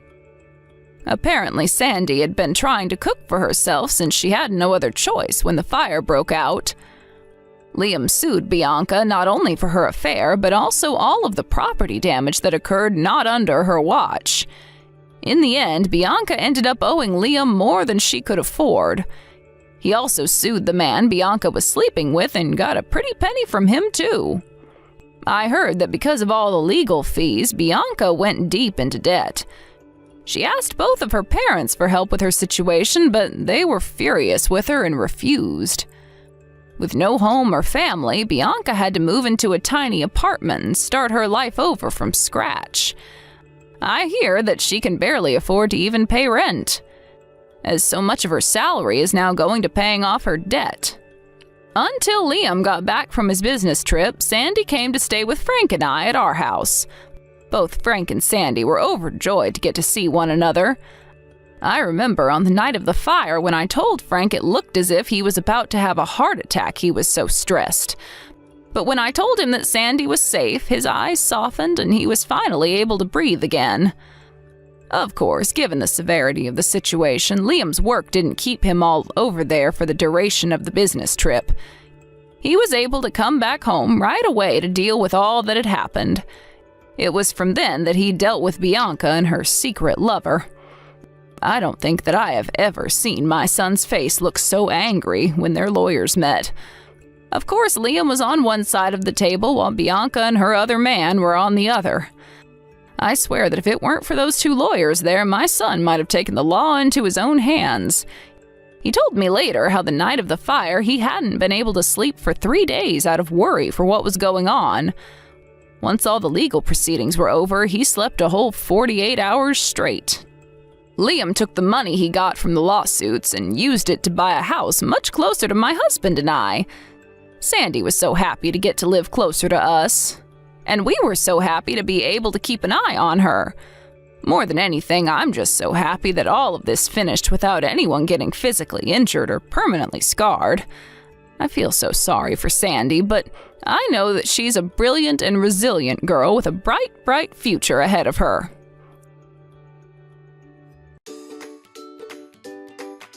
Thank you for watching. Don't forget to hit the like button and subscribe to the channel. Hello there, Michaela. Have you finished rearranging the furniture in my room yet? Hi, Bernice. Yep, all done. I moved the bed and chest of drawers. Oh no, you moved them already? Forgive me, but you'll have to move them back. Huh? I changed my mind. I decided I liked everything just the way it was. Sorry to trouble you like this, dear. I know you went out of your way to move them for me, but the more I think about it, the more I realized I like the old setup. I wish I could do it myself, but there's no way a fragile old dear like me is capable of moving heavy furniture around. Okay, understood. I'll move them back. Oh, there was one more thing. Could you sort through all those cardboard boxes from when we moved in? They've been sat in the corner gathering cobwebs for ages now. It really is time someone did something about them. You don't mind if I open your things? I'm happy to help you out, but I can't promise everything will end up where you want it. It's fine. I just want you to get everything tidied up ASAP. If you put anything in the wrong place, I'll just have you move it again afterwards. I see. It's such a shame to have them sitting around in my brand new house like that. They're such an eyesore. Oh, that mountain of dusty cardboard boxes in your room looks simply fantastic. They really set the mood. Said no one ever. You're such a big help, Michaela, darling. I'm so thankful we have someone with so much free time on their hands living with us. Bernice, about that. I'm pretty sure I told you this when I moved in with you, but I have a job. I know that, but you work from home, right? It seems more like a casual side job type of thing to me. Anyways, what's your point? It's not a casual side job at all. I'm a full-time employee, and my contract is just as valid as someone who goes into the office 40 hours a week. I just happen to work from home. Oh, really? That's fascinating, dear. Anyway, make sure you keep on top of your housework duties. I want this place sparkling. You don't seriously think you can make me, your mother-in-law, do everything around the house when I'm so kindly letting you live with us in our family home? Didn't you say we were gonna split the housework 50-50? I did? Oh, sorry, dear, I don't remember. Did I say that? Fred said you'd agreed to it when he explained our conditions to you. I must not have heard him. Forgive me, dear. I'm getting old, you know. I'm not as sharp as I used to be. I see. By the way, I like beef stew for supper tonight. Do you mind if I make it tomorrow instead? Why do you think I said it? I want it today, dummy. But I'm still not finished moving the furniture in your room back. And when that's done, You want me to sort through all these cardboard boxes, right? I don't think I'm gonna have time. It's a daughter-in-law's job to make time. When you married my son, you made a solemn pledge to serve this family with unwavering dedication and loyalty. I am your mother-in-law, and my word is law. It would appear your parents dropped the ball in the discipline department while you were growing up. But not to worry, we'll soon fix that. I'm going to teach you a thing or two about being a woman. So just do as I say, and we'll have you whipped up into a decent, respectable wife for my son in no time. But it's already 3 p.m. Which means you have at least 3 more hours to get done with everything up there. How about you get to work instead of grumbling about your responsibilities? Chop chop, darling. Those boxes aren't going to unpack themselves. Fine. I'm counting on you. I can't wait for my beef stew. Be liberal with the carrots. I can't stop eating them lately. I think I might be turning into Bugs Bunny. Michaela, this is bad. Emergency. I repeat, emergency. Really? What is it? Where are you right now? Are you still at the supermarket? Yeah, I just arrived at the car park. I'm still in the car. The supermarket is cancelled. I repeat, cancelled. You have to drive over to the Power Crystal shop over on Peeps Avenue at once. Huh? The Power Crystal shop? What even is that, and why? My daughter's pregnant. It said on the net that the shop is famous for their pregnancy crystals. Apparently, they encourage emotional release by helping clear blocked energy in their chakras. It said when expectant mothers wear them, they promote healthy childbirth and bonding with a baby, which means you absolutely have to go and buy her some ASAP. Okay. I didn't really know that was a thing, but I guess I can go pick up some if that's what you want. And wow, that's great! Congratulations to Kaylee on the baby! Isn't it just? It's been donkey's years since we had such splendid news. Not only that, but she's already 5 months gone. Wow, 5 months? That means the baby will be born this year. Still, I can't believe she waited all this time to tell her own mother. That girl has always had a certain coldness about her. I guess everyone feels ready at different times. The early days are unpredictable. I doubt she was being cold. I bet she just didn't want to get your hopes up. She probably felt more comfortable telling you when she knew things looked certain. Things tend to stabilize a lot around the 5-month mark. I suppose it's all water under the bridge now. I'm just happy she's pregnant. I can't believe it. I'm finally going to be a grandma. It's like all my Christmases have come at once. To tell you the truth, I always thought Fred would be the first one to give me grandchildren. Unfortunately, it would appear you two have no intention of giving me what I want. We do want kids one day. We're just not ready yet, is all. Really? Could have fooled me. You've been married 3 whole years now and still not so much as hint of baby talk. I was convinced you were dead set on letting your eggs dry up. Wait a sec. Michaela, are you infertile? What? No way. I wonder. I doubt you'd even tell me if you were. So, get this. I read something very interesting online the other day. Apparently girls with a lot of notches on their bedposts find it harder to fall pregnant. Now, I know your dress sense is a little extravagant. Forgive me if this sounds rude, and this is just a hunch, but if by any chance did you go around the block a few times before you settled down with my son, I think you catch my drift. Wow, Bernice, did you seriously just ask me that? No! Oh, no, I didn't touch a nerve, did I, darling? I'm sorry, I really didn't mean anything by it. That's just the kind of girl you look like is all. There's nothing wrong with liking colorful clothes. It's okay, you don't have to try and justify yourself to me. I hope you're not upset. Anyway, ready for the gender reveal? Word is it's a boy. With Kaylee as his mom, I bet he'll be super handsome. He's bound to grow into a little heartbreaker. Aren't you even a little disappointed? This means that Kaylee's boy, and not yours, will be our family successor. Huh? Disappointed? Thought hadn't even crossed my mind. I'm really happy for her. It makes no difference to me who the successor is. Besides, what is this, the Middle Ages? Goodness me. Do you even understand the implications of what you're saying? Being the eldest son means he'll be set to inherit all of our assets. That's honestly fine by me. putting on a brave face, Ari dear. You clearly won't admit it, but I bet it's eating you up inside. Well, I guess you're in no position to complain if you're not even trying to get pregnant. Anyway, that's enough idle chit-chat. Hurry up and come back with the shopping. I want to send Kaylee her power crystals as soon as possible. The sooner her chakras are realigned, the better. Michaela, are there any beers in the fridge? I don't think so. In that case, I want you to pick me some up. Please, Bernice, I did tell you I wasn't feeling well this morning. I'm exhausted just from walking to the bathroom. I'm resting up in bed till I feel better. What's your point? Please, can you do the shopping yourself just for today? My fever hasn't gone down at all. How bad can it be? I bet it's mild at worst. Take some fever medicine and start moving. How are you supposed to get better with no circulation? Come on, move around a little, and you'll be as right as rain before you know it. A trip to the store to pick up my beer sounds like just what you need. It's not just a fever. I'm exhausted and I have a headache. Don't be so dramatic, dear. You're probably just imagining it. Could you ask Fred instead? My son? You want me to send my son out grocery shopping? Does he look like a woman to you? Just what on earth must you think of your husband if you think that's an acceptable way to treat him? I suppose I shouldn't be surprised. I heard you even make him do housework sometimes. Why don't you make him wear a dress while you're at it? How do you sleep at night? My son works day in, day out to make sure you have everything you need, and you repay him by treating him like your errand boy maidservant?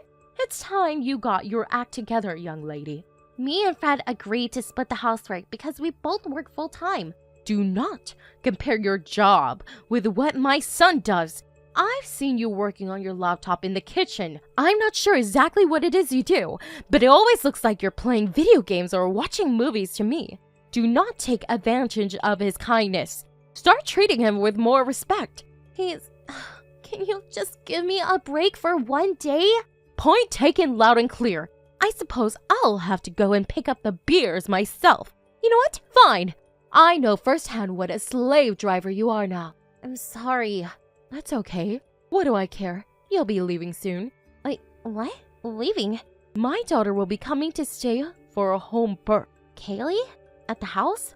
Oh, I can't help but worry about her. What with it being her first and all, I'd be failing in my duty as a mother if I wasn't there to support her when she needed me most. So, she's coming to stay here? Are you stupid, girl? Yes, obviously here. My house that my son had built for me. Where else would she do a home birth, dummy? I want you gone while she's here. She'd feel uncomfortable with a stranger like you hanging around. What are you talking about? The only one who'll be leaving is you. What am I talking about? What are you talking about, Missy? Are you on drugs? I know I told you to take some medicine, but I didn't say drink the whole bottle. I'm the one who had this house built, not Fred. If you're gonna try and kick me out of my own house, then you can get the hell out yourself. Stop it, dear. I'm creasing up here. How could a low-income peasant like you possibly make enough to afford to have a house like this built? I bet you have pocket change at best with that poxy little job of yours. My salary is double Fred's. I knew it. That fever must be making you delirious. Get some sleep and stop talking nonsense. Actually, wait. You need to get your things together first. I'll be handing over your office to Kaylee to use as your bedroom. I want you gone before the end of the next month.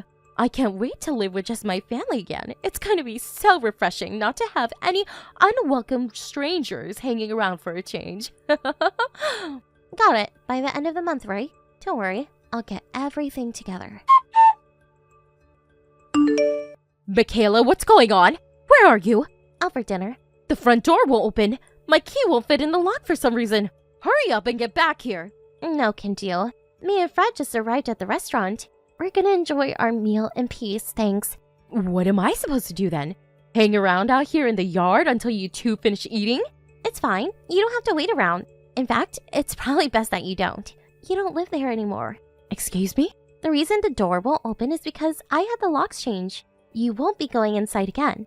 Oh, and I'll call the police immediately if you do anything stupid like breaking the windows to get in. I have a camera linked to an app on my phone, so don't think I won't know. I must say, Bernice, You look a little panicked right now. Oh my god, you're watching me? Ugh, so creepy.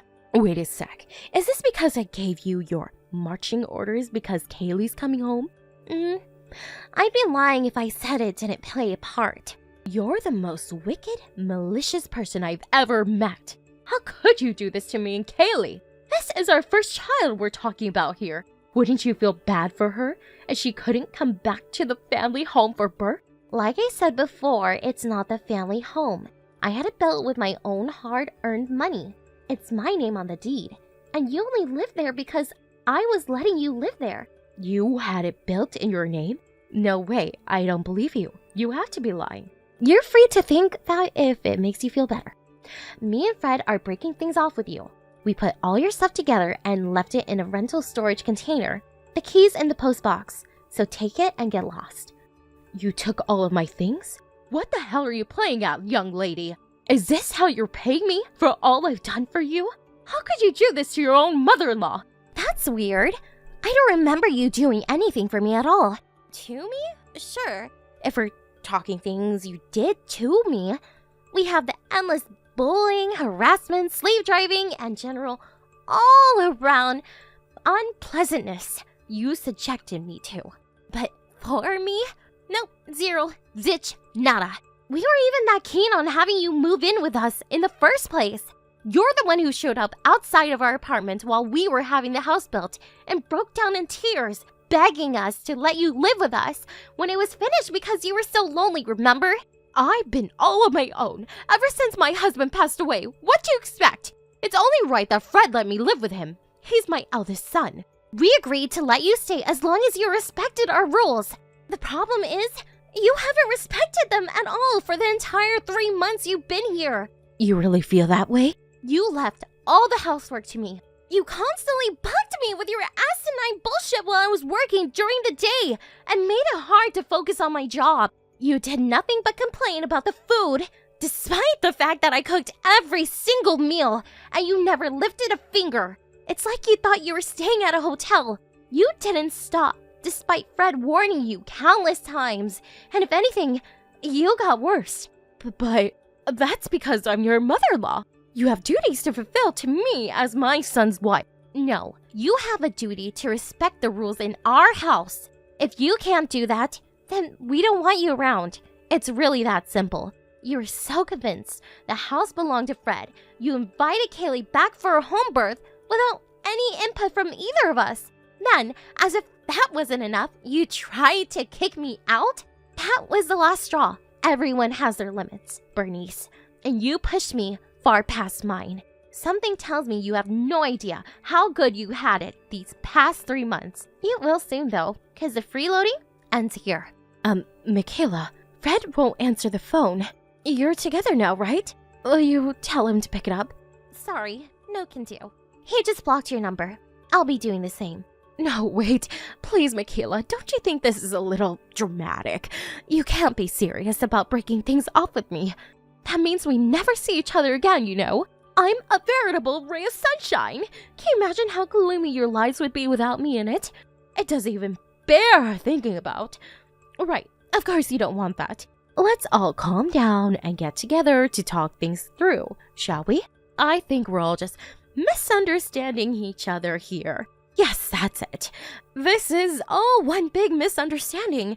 I can't think of anything better than life without you in it, Bernice. And ray of sunshine? Try torrential downpour? Go on. What are we misunderstood on? Neither of us have anything to say to you. You had ample opportunity to change your ways. Fine, I admit it. I probably over-relied on you a little at times. But surely the birth of Kaylee's baby is a different matter? Why should she suffer the consequences of our squabbles? Please, will you at least let me stay at the house until the baby is born? No way. If we let you stay, you'd hang on for dear life when it finally came to leaving. You kick and scream and it'd be one big bothersome shit show. No thanks. We can do without the drama. At least with the locks changed and your stuff in the storage, we can just call the cops if you hang around outside. Sorry, dear. I don't remember. Did I say that? I can see it coming already. Like hell, we are letting you warn your way back in. Please, I never say those things. But those are direct quotes. 2 of your favorite lines. Don't you remember them either? You have an awfully selective memory. I don't trust you one bit. Besides, I heard from Kaylee. She said she wanted to stay in the hospital, but you insisted she had to do a home birth. She hadn't even considered the idea before you started barking orders at her. I thought she might change her mind if we got the place ready for her and made everything to her liking. She already has her eye on a maternity hospital. She says she's gonna do the birth there, which means you don't have to worry yourself with the home birth stuff anymore. And you don't need to be at our house for a second longer. Now go find yourself somewhere else to live and stop bothering us. Michaela, I'm so sorry. Oh? I admit I was at fault. I treated you unfairly. Please forgive me. I'm begging you. Please let me carry on living at the house. You still don't get it, do you, Bernice? There isn't an issue of us forgiving or not forgiving you. There is an issue of us kicking you out of the house and cutting you out of our lives for good. Don't say such horrible things. Look, I admit it. I might have said the occasional horrible thing to you myself, but that was just my way of giving advice as someone who's been a stay-at-home housewife for 30 years. I thought I could educate you in the womanly ways, but you're obviously very independent and capable enough to get by without my help, and I see that now. I never did any of it with bad intentions. I did it because I care. Interesting. In that case, you have an incredible talent for making people you care about feel like absolute crap. It's the truth. Please, won't you forgive me? I acknowledge and accepted you as my son's wife in my own way. I enjoyed living with you, you know. I was really looking forward to our future together as a family. You mean you were looking forward to your future of treating me like your slave? It's obvious you look at me with contempt. You tried forcing me to go shopping despite me going bedbound with a nasty fever. Then, you tried kicking me out of my own house so you could force your daughter to give birth in it. Call me crazy, but I'm finding it really difficult to detect any sincerity in what you're saying right now. The only reason I put up with your crap is because you're Fred's mom. If you were anyone else, you'd have been gone in a heartbeat. I feel like an idiot for tolerating you for so long. I'm so sorry, dear. I mean it from the bottom of my heart. I'll never treat it like my house again, I swear. Just let me back in. I'll be the perfect guest from now on. Please just don't kick me out to anything but that. Sorry, no can do. I thought this for a while, but I feel uncomfortable with a stranger like you hanging around. That's why I'm actually really grateful you tried kicking me out.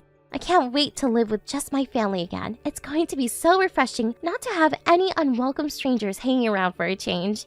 Me and Fred returned home from our meal to find a distraught Bernice rocking back and forth in a fetal position in the backyard while repeating, "It's just a nightmare. You'll wake up soon." To herself like a mental patient who forgot to take her meds. But when she saw her son's face, the harsh reality came crashing down on her and she broke down in a fit of hysterics and demanded we let her back inside the house. We told her countless times that wouldn't be happening and that she had to leave, but it went in one ear and out the other. By that time, mine and Fred's patience had reached its limits. We went inside the house and made sure all the doors and windows were firmly locked, leaving her out there in the yard, a crumpled, tear-stained mess. By the next morning, she was gone. We knew she wouldn't have what it took to stay the night out there, so rather than waste any more time with her, we just let the elements do their thing. She showed up at the house a few more times after that, but we never saw her again after we made it clear we'd call the cops if she didn't cut it out. Something tells me she knew I wasn't joking, and with that, her will to fight withered away. Kaylee told me she kept getting hysterical 2 a.m. phone calls from her despairing mother, whose life had now completely fallen apart. She initially felt bad for her, but eventually lost patience and gave her what for when she realized all she was calling to do was badmouth me and Fred. Apparently Kaylee had been sick and tired of her mom for a while and decided to break things off with her too. None of us have any idea where Bernice is or what she's doing now. To tell you the truth, I couldn't care less. We cut her out of our lives for a reason, and we don't regret it one bit. Even if my husband and his sister do decide to forgive her and start having some kind of relationship again someday, I most definitely will not. While the mother-in-law from hell, now nothing but a bad memory, I'm finally able to relax in my own house, and it feels great. Since we didn't see each other that often until she moved in with us, I didn't know what she was like, which is why I made the mistake of assuming she was a decent human being. Boy, was I wrong in that one. I reluctantly agreed to have her moved in with us because I felt bad for her being a lonely widow, and her breaking down in tears on me just pulled at my heartstrings even more. But now, I can say without any shadow of a doubt, it was one of the biggest mistakes of my life. That said, just knowing that I'll never see her again somehow fills my heart with a contented feeling of peace and tranquility. And for the first time in a long time, I feel optimistic about the future. It's only natural to want your husband's mom to like you, but there's no bigger exercise in fertility than trying to win the approval of someone who isn't even worthy of being in your life to begin with. I'm gonna spend the time I used to spend trying to please my overbearing mother-in-law more wisely from now on important people who deserve it. Thank you for watching. Don't forget to hit the like button and subscribe to the channel. Olivia! Fix me up a few changes of clothes and put them in my suitcase for me pronto. The boss is sending me out on a business trip tomorrow on short notice. Henry, it's Saturday tomorrow. Aren't business trips usually during a week? I thought so too, but there must be exceptions. I'm just doing what I'm told. I see. I'm flying up to Dakota, so you need to think about the weather when you pack my stuff. I read online there's a cold snap on the way. Oh, yeah, I saw it on the news. Apparently they're going to hit record lows this week. I'm not trying to nag at you or anything, but it seems like you're never home these days. You were out all day yesterday too. I'm sure I remember you coming and getting into bed at like 3 a.m. this morning. I'm the man of the house, sweet cheeks. And that not only means I'm busy, but it means I can do as I please. Right. I get you have things to do, but can't you at least tell me when you won't be needing any supper? Or give me a rough estimate for when you'll be home if it's gonna be a late one. Even just a few words would be better than leaving me totally in the dark. I waited until 10 p.m. last night before eating because I thought you were coming home. Why'd you go and do that? You are allowed to eat when I'm not around, you know. You can't have been that bothered about me because you were fast asleep by the time I got back.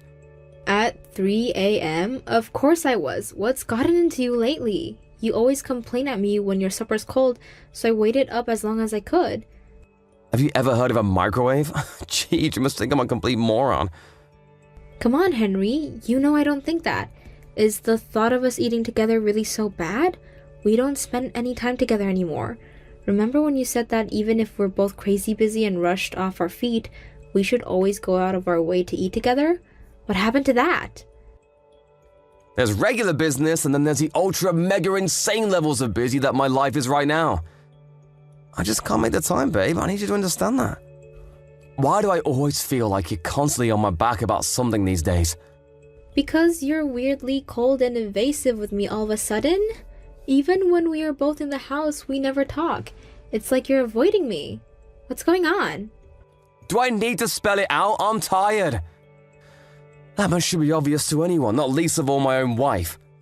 Unlike you, I'm not a stay-at-home housewife who gets to laze around on the sofa watching TV, eating potato chips, and doing sweet fuck all day. Wow, Henry. Just wow. Surely you don't actually think that's what I do? Even still, your life is a hell of a lot easier than mine. I'm at the office 5 days a week. You barely even have to leave the house. The only reason I became a stay-at-home housewife in the first place is because you told me you wanted me to quit my job so I could take care of everything at home. If you don't like it, I'm happy to start working again. Oh, do what you like, but don't think working means you get out of doing the housework. Huh? Good God, woman, you don't actually think working means you get out of fulfilling your womanly duties, do you? What would be the point in getting married in the first place? So, let me get this straight. You married me so you had someone to do the housework for you? Housework is a woman's job, always will be. Good grief, Henry. You're unreal. I can't believe what I'm hearing right now. What happened to the Henry I married? I feel like I'm talking to a caveman. I barely recognize you anymore. If I'm acting different, it's only because you've been acting up and talking back to me lately. If you just knew your damn place, I wouldn't have to put you in it. You are my wife, and being my wife means you have responsibilities to fulfill. I don't get out of going to work and putting food on the table, so why should you get to slack on your side of the bargain? Quit complaining at me about juvenile crap like me not being around the house much or coming home late, because I don't need to hear it. Who do you think it is that puts food on the table and keeps a roof over your head? Did I do something to upset you? If I did, I'd rather you just told me. This doesn't make any sense. Yeah, you did actually. You keep wasting my precious time with your infantile whining like you're doing right goddamn freaking now! I don't have to listen to this crap. I'm going back to work. I'll send you a list of the things I need putting together for my business trip later on. See to it that it's all ready for when I get home,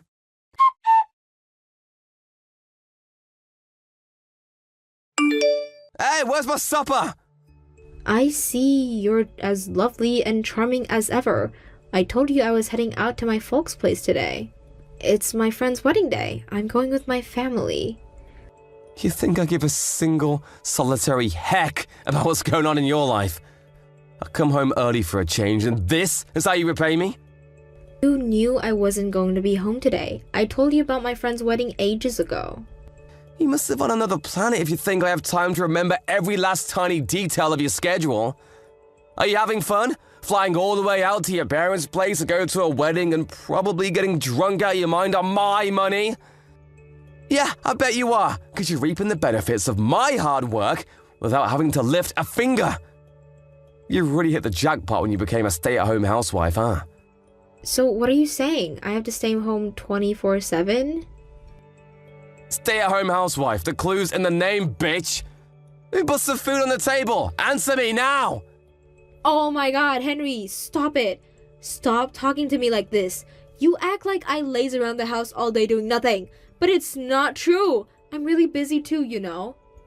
We discussed this before. I made it plenty clear how much harder my life is than yours, so you better not be trying to compare us again, because I swear, if you are, I'm gonna lose my shit. I work full-time. You laze around at home drinking wine and gossiping on the phone with your girlfriends. Are you so brain-dead that I gotta spell it out again? Me and you are not the same. I got a part-time job. Excuse me? This is the first I've heard of it. It's not a problem as long as I stay on top of the housework. That's what you said before, isn't it? I guess I did. You should know this means I'll have to cut your monthly living allowance now, though. What? Why? Surely you're not this dumb. If you're working part-time, why do you need my money? You can get by on your own now.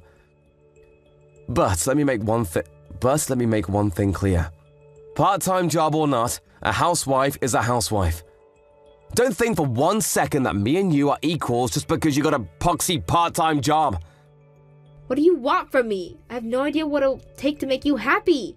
You never used to be like this. It's like you're a different person. You were kind, sweet, thoughtful, and caring. Who stole my Henry, and why did he get replaced with this total jerk? You wash your mouth, bitch! The only one who changed here is you! All you do is whine and complain because I'm busy with work.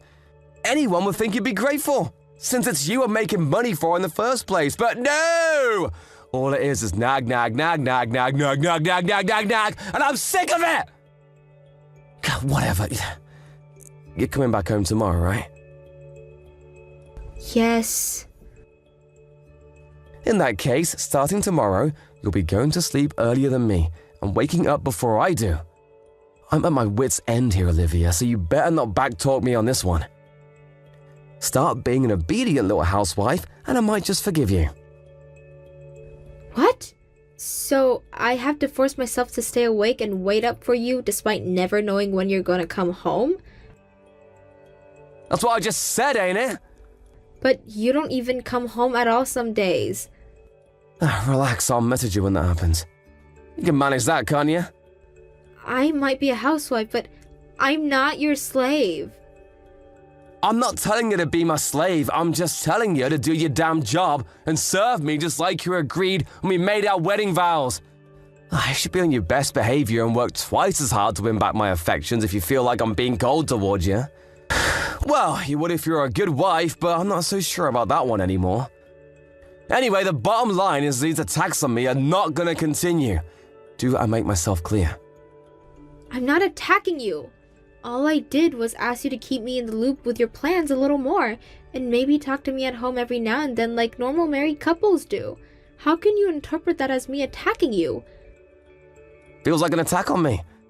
The last thing I need after a long, stressful day at the office is to come home to a long, stressful nagging session from my own wife. I don't have anywhere to relax and chill out if you act like this. If it's a toss-up between that and you working, I think I'd rather you did work so I could enjoy some peace and quiet for a change. I don't understand. I have no idea what to do anymore. Are you even listening to me? Everything I just said clearly went in one ear and out the other, so go ahead and read it again. And again. And again, until it finally goes into that thick skull of yours. Do you struggle with basic English? That's not what I mean. I'm taking a shower.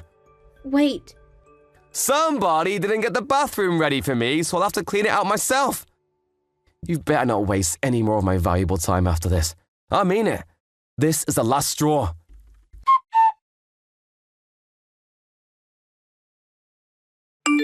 Henry, we need to talk. You think you can come home early tonight? Nope. Gah, okay. When should I stay awake until? Until I get home and go to sleep. Yes, but I'm asking when that will be. You think I know that? I'm not staying out tonight, so I'll be home eventually. I've done everything you told me to these last 2 weeks. Never so much as uttering a complaint. Barely even saying a word. I was told at every turn. Went to sleep after you, woke up before you did. I don't mind getting up early to make you breakfast because I can see the logic in that. But there's no reason for me to force myself to stay awake until you go to sleep, is there? No reason? Of course there are reasons. You have to prepare my food and clean out the shower. Are you incapable of doing those things yourself? You can't seriously be telling me to do a woman's job. This is tyranny, Henry. Plain and simple. Are you even aware of how much this insanity has escalated lately? You've gone way off the deep end, and it's terrifying me. I bet there are actual slave drivers who are less domineering than you. You're just trying to make me suffer, aren't you? What? Jeez, woman, you speak like I have some kind of personality disorder. What would be the point in that? Only you can answer that. Can't you see this is the problem? Exactly what you're doing right now. The fact that you think it's acceptable to talk back to me in the first place is your fatal mistake. If you dare talk back to me ever again, we're getting a divorce. Divorce, huh? Wait a sec. Is the reason you're doing this because you want me to divorce you? What, are you nuts?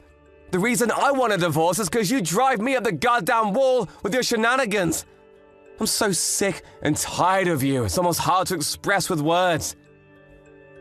Something tells me we're long past the stage of working through this with discussion.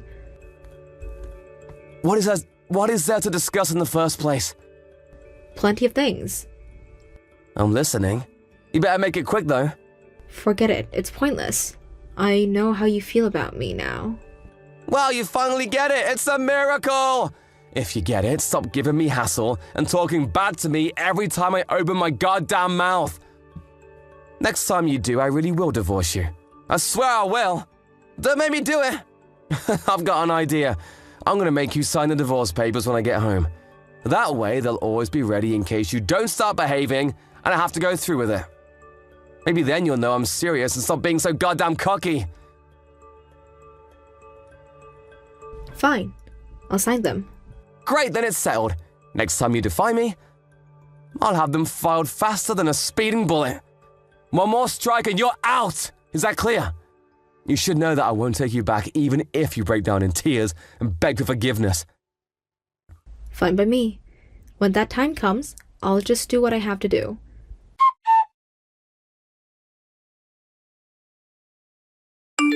Olivia, what time did you wake up today?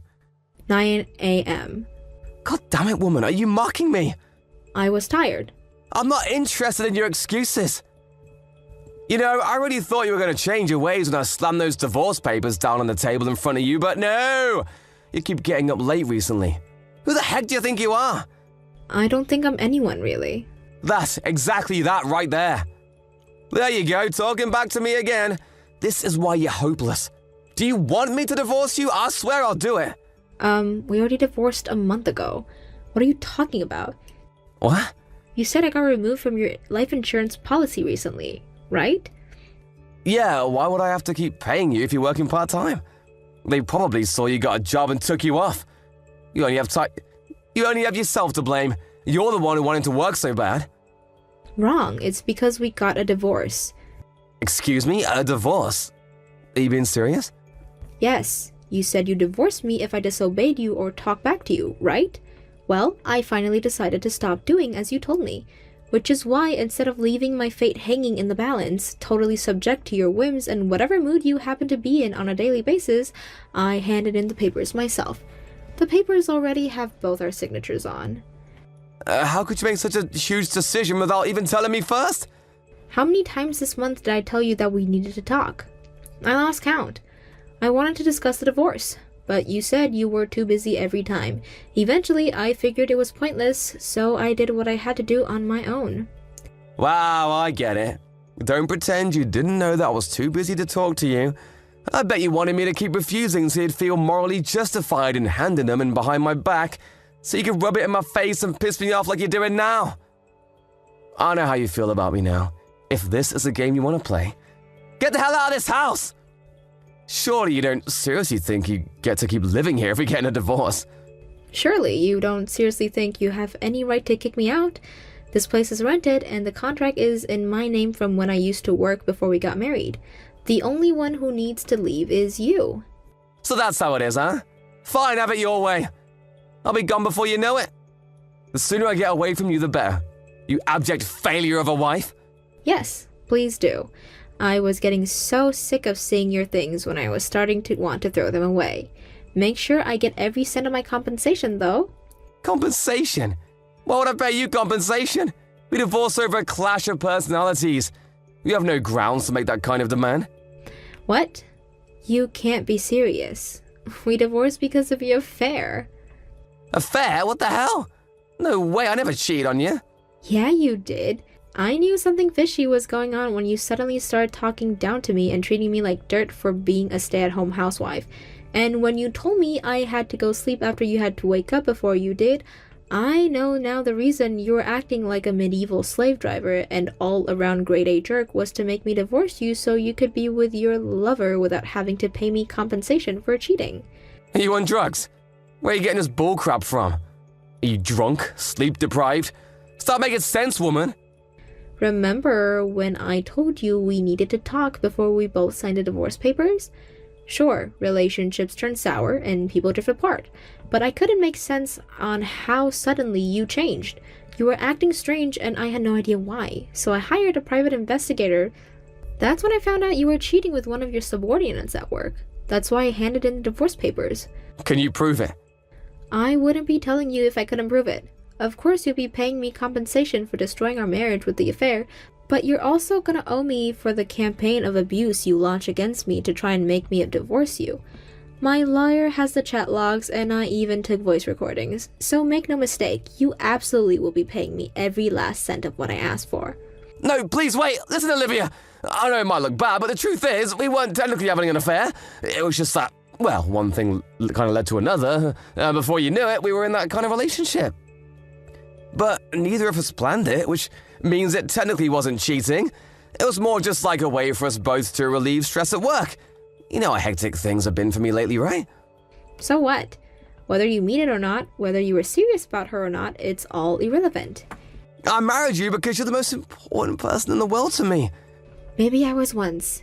And you still are. Nothing changed, baby. I still feel that way about you. Even though you called me an objective failure of a wife? Come on, babe. You know I didn't mean that. I just got mad when I found out that you handed in the divorce papers behind my back, huh? I was just lashing out. I regret it afterwards. Anyway, how big of an idiot do you actually take me for?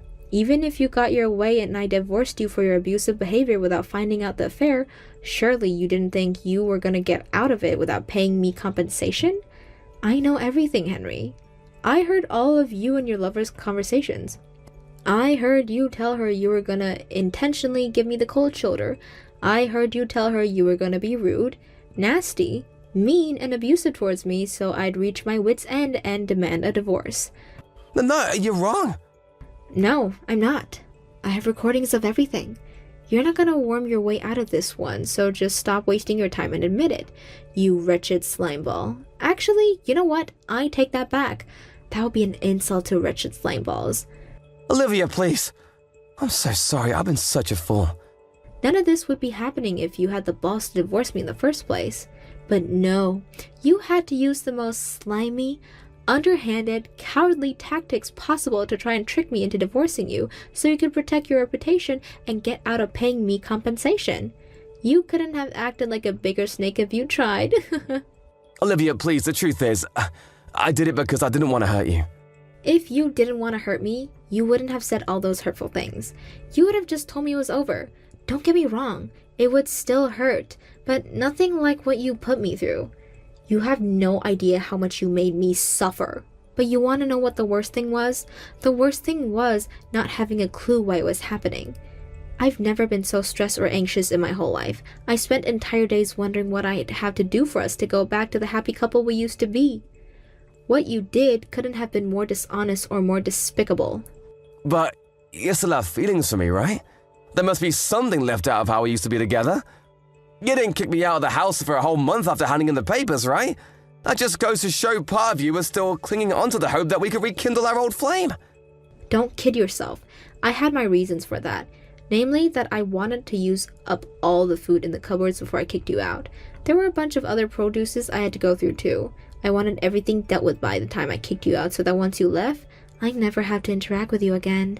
There's also part of me that takes great pleasure in knowing how much trouble you're going to be in after being kicked out and having no place to go all of a sudden. I could have given you a heads up, but where's the fun in that? But what about the housework? You did it like always, so I'd have a nice tidy house to come home to after work. What's that if not love? Sure, I've been keeping the house tidy, but I haven't been taking care of your stuff. I just sprayed your sweaty work clothes with deodorant.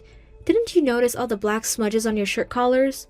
Sure, I carried on making you lunches to take with you, but they were nothing but leftovers. I wanted to get rid of as much stuff as possible before you moved, which included the food you eat. I hate throwing good food away, and I wasn't gonna waste a bunch of food just because we were gonna get our separate ways. Olivia! I'll be home straight away tonight. Let's talk things through, please. I already told you about the divorce, so we have nothing left to talk about. If you have any problems with the compensation specifically, what an enormous amount is it you owe me? You're welcome to discuss it with my lawyer. I left his business card on the table in the living room. I have nothing further to say to you. Not now, not ever, so see to it that everything goes through him from now on. Please, can we just slow down for 1 second? I'm so sorry. I really screwed up, didn't I? I can't tell you how sorry I am, babe. I am so disgusted with myself. You deserve better. I'm so sorry. Let me apologize to you in person. I'm busy. I moved up to a full-time contract at my new job last week. And that's not all. I have a meeting with your lover's parents later to discuss the compensation. No, stop it. Anything but that, please. I gotta say, Henry, I wouldn't want to be you right now. Her parents seem pretty strict. I know how worried you and her were about them finding out their daughter was marrying a divorcee. Which is why you tried to manipulate the whole situation to look as favorable as possible for you. That's why I'm going to see them later today, to make sure they're clear on everything. I think they have a right to know what kind of guy their daughter is getting involved with. It's a shame they're going to have to help out with the compensation, but it doesn't seem like it can be helped. She still lives with them after all. Apparently, she doesn't have nearly enough savings to her name to even make a dent in what she's gonna owe me. Olivia, you don't have to do this. I'm sorry, I mean it. This is all my fault. Please, will you find it in your heart to forgive me? I'll do anything at all. I know it's all your fault, Henry. I don't need you to tell me that. All I want you to do is pay me for my compensation. That's it. I'm sorry. Please, can I have one last chance to talk things through with you? I'm begging you. Just one chance. Just one. I'll do whatever you say. You're in no position to be begging for a chance to talk to me. You wouldn't give me one, remember? Lord knows I asked you enough times. Me and you are strangers now. So how about you do me a favor and stop wasting my precious time with your fatal whining.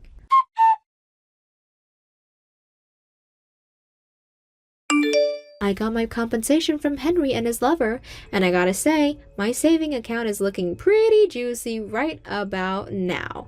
I'm thinking of treating myself to a much-needed vacation with some of the money. His lover's parents were furious with the two of them, and her dad yelled at them with the fury of 1,000 suns, before sternly demanding that they break up.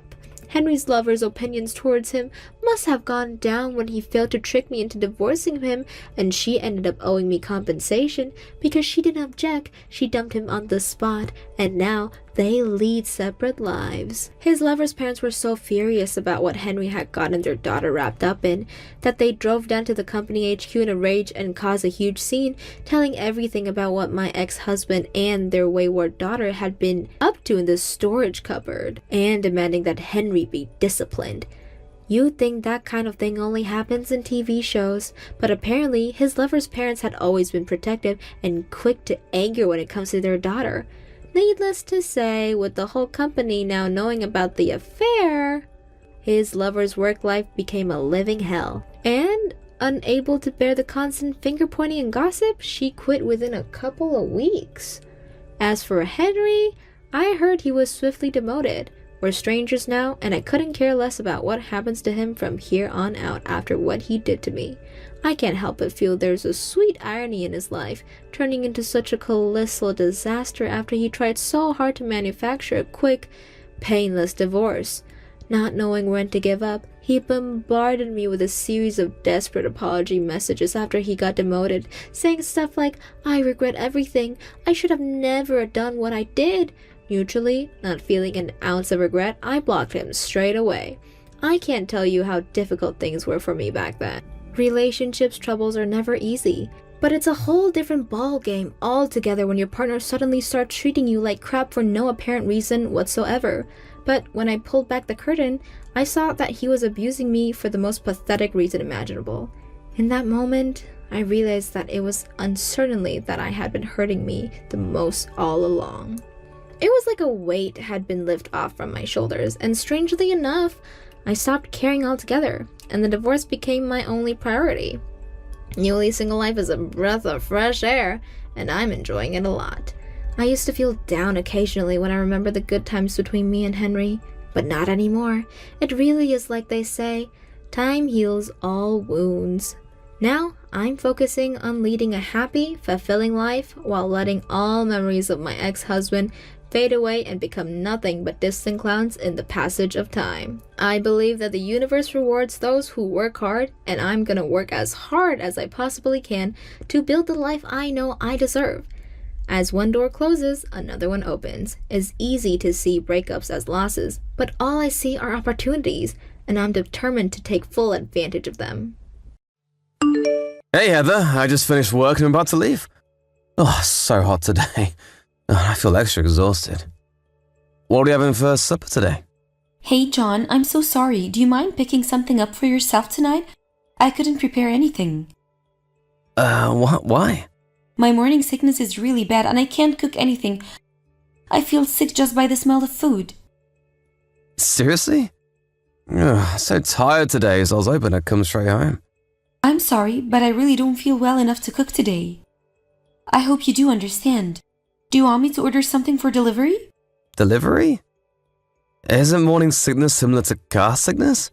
You should be able to prepare a meal at least. I told you that I can't.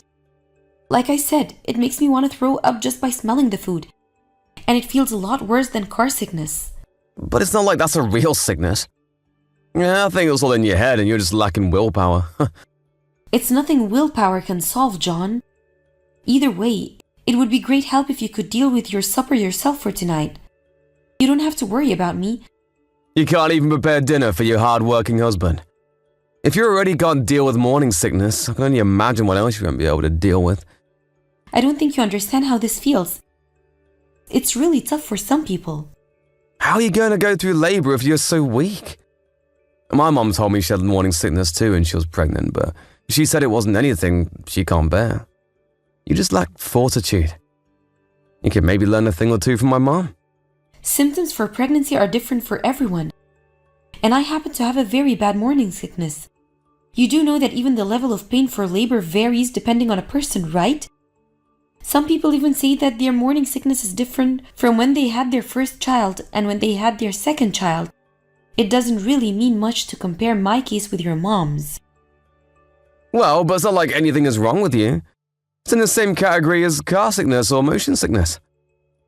But use that as an excuse to be lazy and slack off all day every day. Stop being a couch potato and do your job. How am I supposed to do house chores when I can't even get up without throwing up? I'm not doing my job because I'm lazy.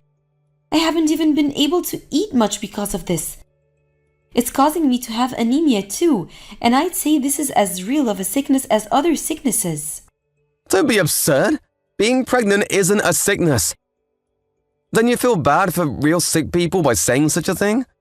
Don't put yourself on the same stage as people battling with real sicknesses. I'm battling with my sickness too. Oh, come on, Heather. What in the world are you battling with? So many different things, John. Being pregnant is not as easy as you think, you know. You go through morning sickness, you're bloated all the time, and you get constipated all the time too. There are so many food restrictions too. Like I can't even have any raw food, caffeine. It must be nice to be you. You can drink beer every day, eat whatever you want, and don't even have to worry about being sick the next day. I deserve all those things because I work hard every day. Carrying a child and giving birth is just as hard work as your job. It's something that you can't do. Well, yeah, but simply because it's biologically impossible. Giving birth to a baby doesn't put food on the table like my job. You could at least do simple house chores while you're sitting at home. That's what I'm trying to tell you this whole time. Why can you understand that there are times that I'm not even feeling well enough to do simple house chores either way? I won't be able to cook anything for you tonight. I'm not feeling well, so I'm going to bed now.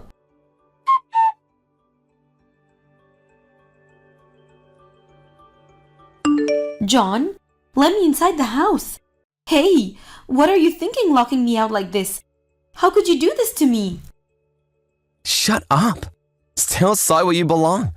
I made sure and locked all the doors and windows. Why are you doing this? You know that there's a hurricane coming today, right? The rain and the wind are really bad already. You must be able to see that from the window. Yeah, I know. So what? I'm soaked and cold to the core. Please let me in. I'm going to catch a cold otherwise. No, this is your punishment. For you being so lazy all the time and not doing any house chores. You need to pay for your actions. I wasn't being lazy. I was resting because I wasn't feeling well. I told you my morning sickness is really bad. Don't use your morning sickness as an excuse. There's no one in the world that stays sick in bed from a mere morning sickness. There is, right in front of you. Clearly, you've only known your mother's case. It really depends on the person on how bad it is. What your mom experienced isn't everyone's experience, you know? I don't need to hear about any other cases to know. It's easy to imagine. Like I said before, being pregnant isn't a sickness, and I shouldn't have to cater to you at all. How many times do I have to remind you of that? I told you every time that I feel just as sick as the real sickness. Why don't you get it? Being pregnant isn't a walk in the park like you make it out to be. I'm risking my life to do this. Risking your life, you say? This is the 21st century, for Pete's sake. Do you not realize how much medicine has advanced in the last few hundred years? They say there's hardly any risk for mothers anymore. What do you need to realize is that even with today's advanced medicine, there are still people who die from labor. Doesn't that mean I'm risking my life for this? And aren't I the only one between us that has to go through that risk? I'm growing a whole person inside me. Of course it's hard on the body. And that gives you the right to slack off on your job as a housewife, even though I'm working hard every day. You mind explaining to me how that's fair? You make it sound like I'm doing nothing. It's true that I need some more rest times, but other times I'm doing my job, aren't I? It seemed like you're mostly resting whenever I was watching, especially cooking. I feel like I'm always eating out or have to order takeout recently. I can bring myself to do other chores, but I really can't cook right now. Just the smell of it makes me throw up. I told you about this so many times. Or are you insinuating that I should cook while throwing up? You keep saying you would throw up. But I bet you aren't really throwing up. Stop being so easy on yourself when you aren't even really sick. Are you accusing me of lying about this? Why would I lie? Why would you even think that? Shouldn't you trust your wife? How can I trust a wife who doesn't do her job at all? I locked you out so that you learn your lesson, but it looks like you need more time out there. Stay there in the rain and think about what it is you've done. This is enough. Please let me inside. It can't be good for the child or for me to be out in the cold for so long. Don't you care about the baby's well-being? I've had enough of your nonsense. Stop using the baby for every excuse. Don't make the mistake of thinking that you get special treatment just because you're pregnant. I'm not. I'm just telling you the facts. It's really bad for the baby if I'm out in the cold too long like this. Thinking that you don't care what happens to my body is the same thing as thinking that you don't care what happens to the baby. And I don't think you want anything to happen to the baby. Am I wrong? There's no way there'll be any effect on the baby from you being in the rain for a bit. The baby is protected by your insulated fat and meat wool anyways. I can't believe you. What are you going to do if I catch cold? Pregnant women can't just take any available medicine. What are you going to do if anything happens to me? Don't be such a baby. Even if you catch a cold, all you need is a good night's sleep. You over-exaggerate everything, Heather. Man up a bit, will you? Anyways, I'm not letting you in until I see that you've learned your lesson. Why don't you think of this as training for becoming a better self? You're the worst. Do you even realize how badly you're behaving?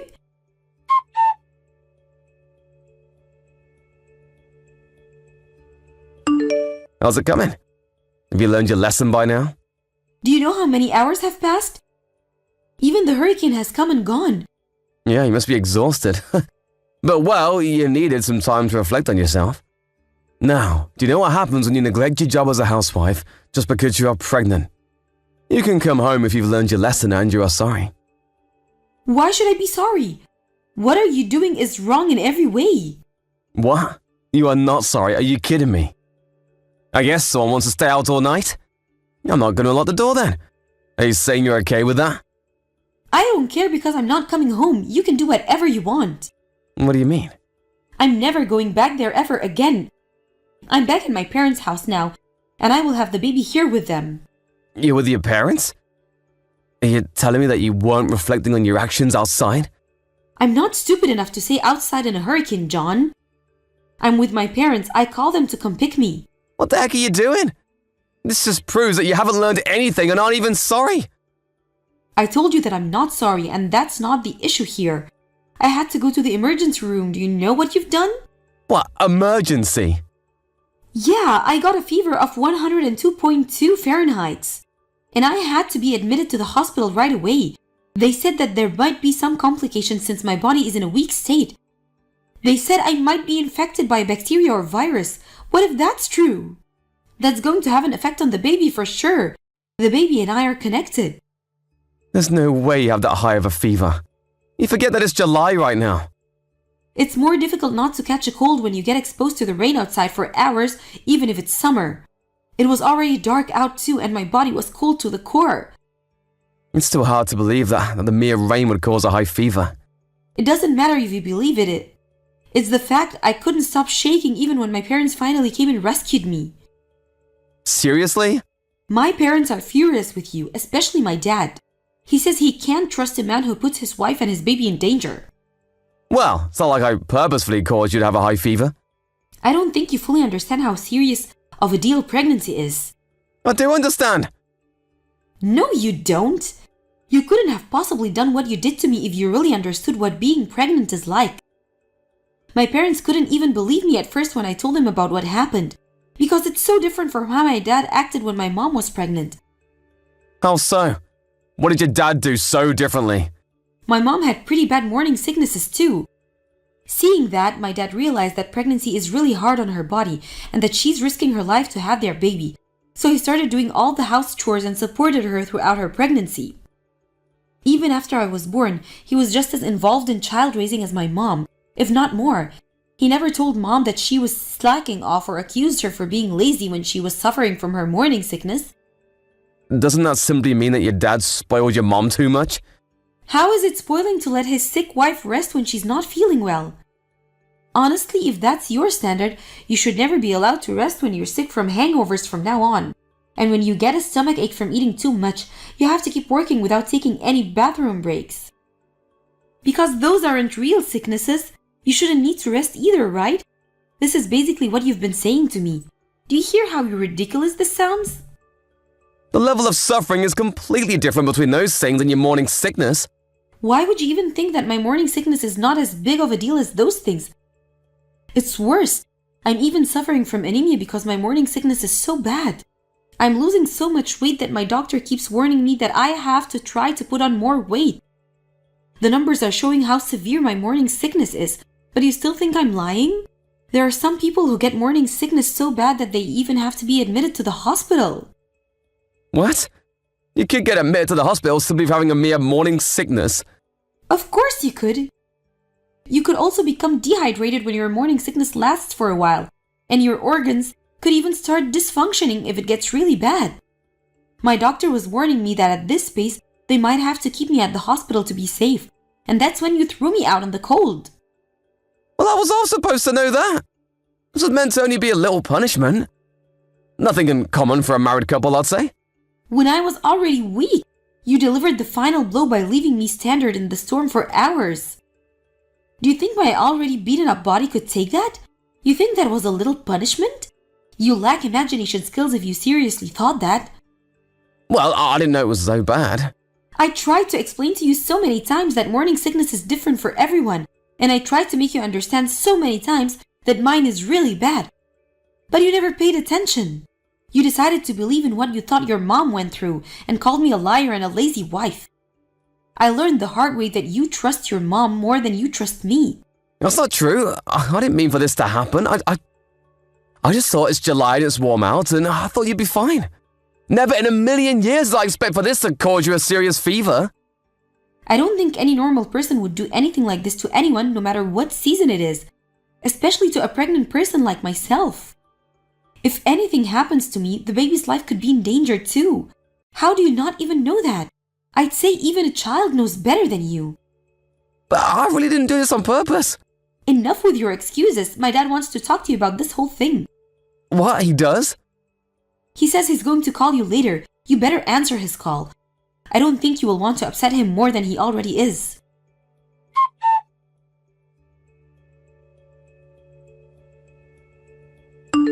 I'm so sorry, Heather. I was stupid.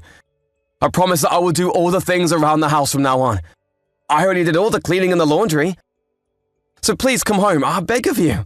No, I'm not coming home. I prepared the divorce papers. You better sign them. Hold on a second. I truly regret how I was behaving. I'm so sorry again for underestimating your morning sickness. I did the worst thing a husband can do. It sounds like you finally realized how horribly wrong you were after talking to my dad. But it's way too late for any apologies now. I grew up in a household full of men, and that made me ignorant about a woman's body. I didn't fully understand what pregnancy can do to your body. Of course, I know that you tried to tell me a few times, but I didn't really get it. But now I know that I was wrong. Do you really understand now? Yes, and I called my mom after your dad had the talk with me. I asked her about what her experience was like during her pregnancy, and she said her morning sickness wasn't too bad when she was pregnant with me.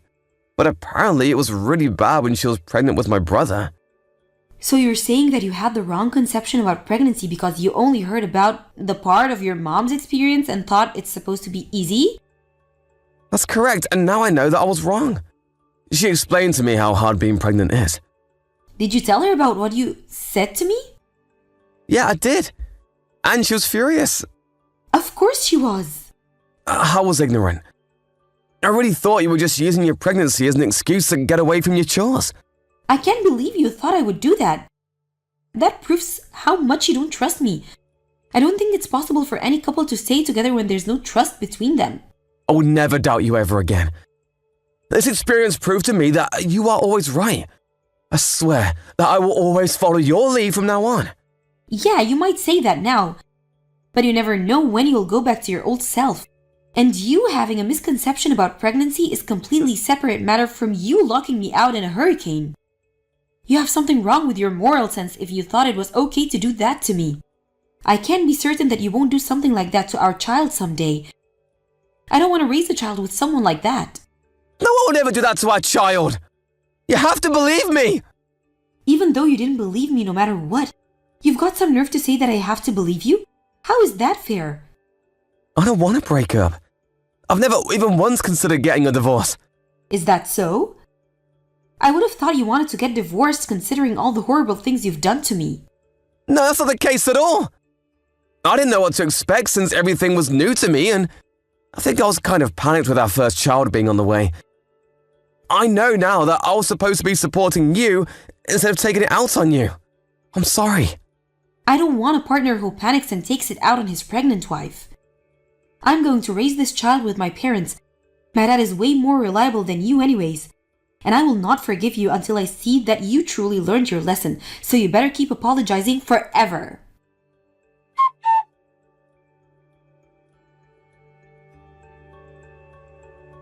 After that conversation, I didn't go back to our home until the day I decided to move out for good. I didn't want to see his face, so I picked a day that he's working and packed up everything with my parents. After we put everything in the car, it suddenly dawned on me it really was over, but I knew I was doing the right thing. So I decided to put my past behind me and move forward. That night, my husband called me crying, saying he's really sorry. He said he saw an empty room when he came back home and it really hit him. He wanted to tell me how much he regrets everything he did to me, but I told him off, saying that he shouldn't have done anything he'd regret to begin with. And I hung up the phone and blocked his number. After that, our baby finally arrived. Luckily, both the baby and I are healthy, and now I'm enjoying being a new mom with my parents' support. I will make sure to provide a quality life for this child and try my hardest to be a good mom. I chose to get divorced to protect the child, so I will stay strong and do this without him no matter what the cost. Rita, about the text you sent me. Are you going on a trip with my mom? Yeah, your mother invited me to go on a trip with her. Jake, I'm sorry to leave you behind. I feel sorry to go on vacation while you're on your business trip. No, don't worry. I bet you're tired from looking after my sick dad for us. You deserve some rest, Rita. But I still feel sorry. I heard you're going to pay for all the expenses for the trip. Not only mine, but also your family's. And about your father, you're going to pay for his nursing home fees as well while I'm away. Don't worry, Rita. Mom insisted that she'll pay for any additional fees. So there's not much money that I'll be paying. Oh, I see. Thanks for sorting things out. No, there's nothing to thank me about. I was also worried about my dad anyways. It's my choice to pay for your trips, so there's nothing to be worried about. But the price is pretty expensive. Should I ask your mother to pay for some of our fees? Maybe they could pay for half of the nursing home fees. It's okay. I have my reasons for paying for everything, Rita. What do you mean? You see, my mom and my sister, they can be pretty harsh on you sometimes. It's been a while since you started living with my family, but you still look uncomfortable around them. Well, yeah. I should try harder to have a good relationship with them. It's me who has to try harder. Ideally, I should help you get along with my family as your husband. I'm sorry if my family is making you uncomfortable. If only I had a less busy work schedule. Don't worry, Jake. But still... I'm okay. By the way, what's your reasons for paying for our trip? Oh yeah, about that. If I pay, I think Mom won't be too harsh on you during the trip. I'm being strategic about this. I really hope you can enjoy your trip. Thanks, Jake. That's really sweet of you. I also want to get along with your mother and sister better. I think the trip might be the perfect opportunity. I hope so too. I won't be able to go with you because I have some work to do, but I really hope that you'll have a great time. Thanks. I'll get you some souvenirs, so look forward to it, alright? I'll send it to you after our trip's over. I'll look forward to it. Have fun, Rita. He might feel a bit pressured being alone with my mom and my sister. But the purpose of this trip is for you to have fun. I'm pretty excited for this weekend, to be honest. I'll send you some photos, too.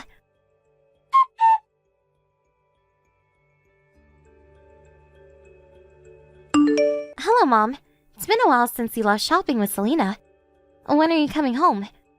Rita, what are you talking about? We're not going home. But we're leaving for a trip tomorrow. I thought we would be off after taking Dad to the nursing home. Do you remember? Oh, about that. There's nothing to worry about. My daughter and I already arrived at our hotel. Huh? Oh, what do you mean? I told you that we're leaving tomorrow. But we actually plan to leave today. Huh? I'm sorry, I didn't know that. I'll be on my way as soon as possible. There's no need. You're staying at home, Rita. Who's gonna take care of my husband if all of us are on a trip? But I thought we were taking him to a nursing home temporarily. That's a lie, of course. I never contacted the nursing home. They won't come to pick him up tomorrow. Why did you do this to me? I thought you invited me to join you on the trip. I changed my mind. If you come with us, I won't be able to have fun. I'll be stressed out. I want to enjoy this trip with my real daughter. Was this your plan all along? I told you I changed my mind. Just take care of my husband while we're away, okay? Oh, and we'll be sure to get some souvenirs for Jake, so there's nothing to worry about. I'll take care of your husband while you're on your trip? What a nice daughter-in-law. You're a wise lady to listen what your mother-in-law says. You used to be a stranger to us. You should be thankful that we welcome you into our family. Thank you. And I have something to tell you. It's hard to tell you this, but could you please pay me back my money? I'm not in a hurry, so I would appreciate it if you can pay me when you come back from your trip. Money? What money? The money I paid for the trip and the nursing home fees. I'm not going on the trip anymore, and I don't think you need the nursing home fees if I'm staying behind to look after him. I think I paid you the other day. Oh, that money. Thanks to you, we were able to have a nice dinner. Thanks, Rita. No, you have to pay me back. The money wasn't for you. I'll never pay you back. Even if you don't want to, you have to pay me back. I paid you quite a lot of money. Rita, are you complaining to me? I'm not complaining. I paid you beforehand because I thought I was also going on the trip. I'm not going to be joining you two on the trip, so I think you should pay me back. How can you demand that, Rita? We agreed to live together for you. We welcomed a stranger to join our family when we were also busy taking care of my ill husband. Think of the money as a payment of appreciation. I don't think I was ever welcome in this family. I'm also in charge of doing everything around the house. I'm the only one doing housework and taking care of your husband. You're the daughter-in-law, Rita. You are not my real daughter. You should be feeling thankful. Okay, I get it. Let me tell you one last thing. Don't you ever tell Jake about this. He's on a business trip, right? We're the only ones at home. We can punish you as much as you want. There's no one to help you. Yes, I understand. Just look after my husband at home, okay? Make yourself useful as a daughter-in-law. If you want to maintain a good relationship with us, just be a good girl, Rita.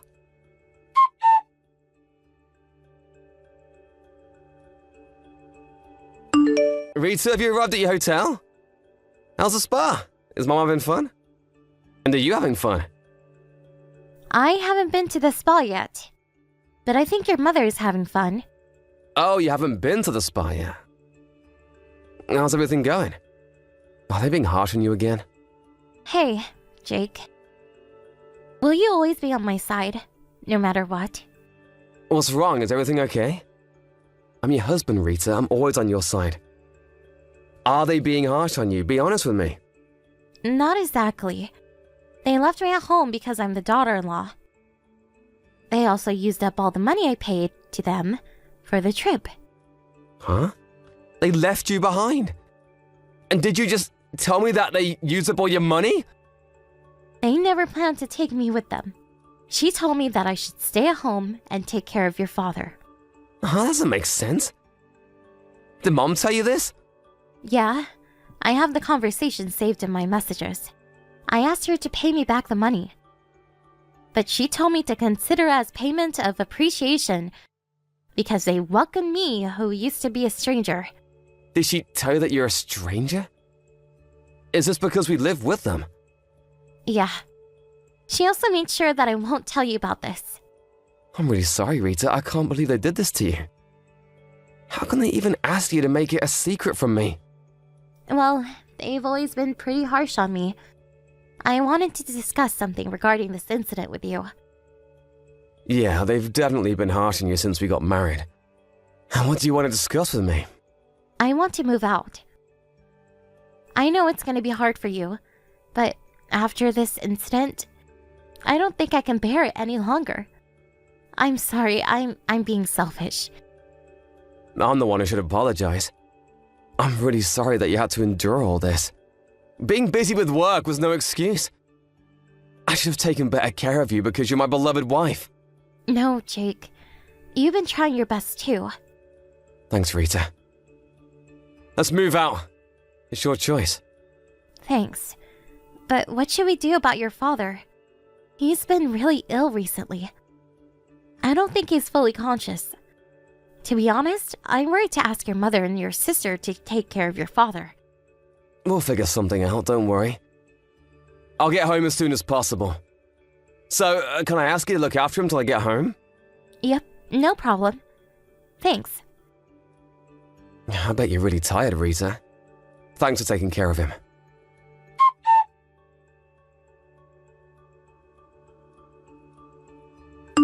Rita, where are you? My husband is nowhere to be found as well. Why don't you greet us now that we're back from our trip? Welcome home, Mom. I'm sorry I'm unable to greet you in person. I'm currently out of the house. Where's my husband? Don't tell me. You took him out of the house in that condition. No, don't worry. He's currently at a nursing home. I think it's a better environment for him. Nursing home? Did you force him to join a nursing home because you no longer wanted to take care of him? How can you decide this on your own, daughter-in-law?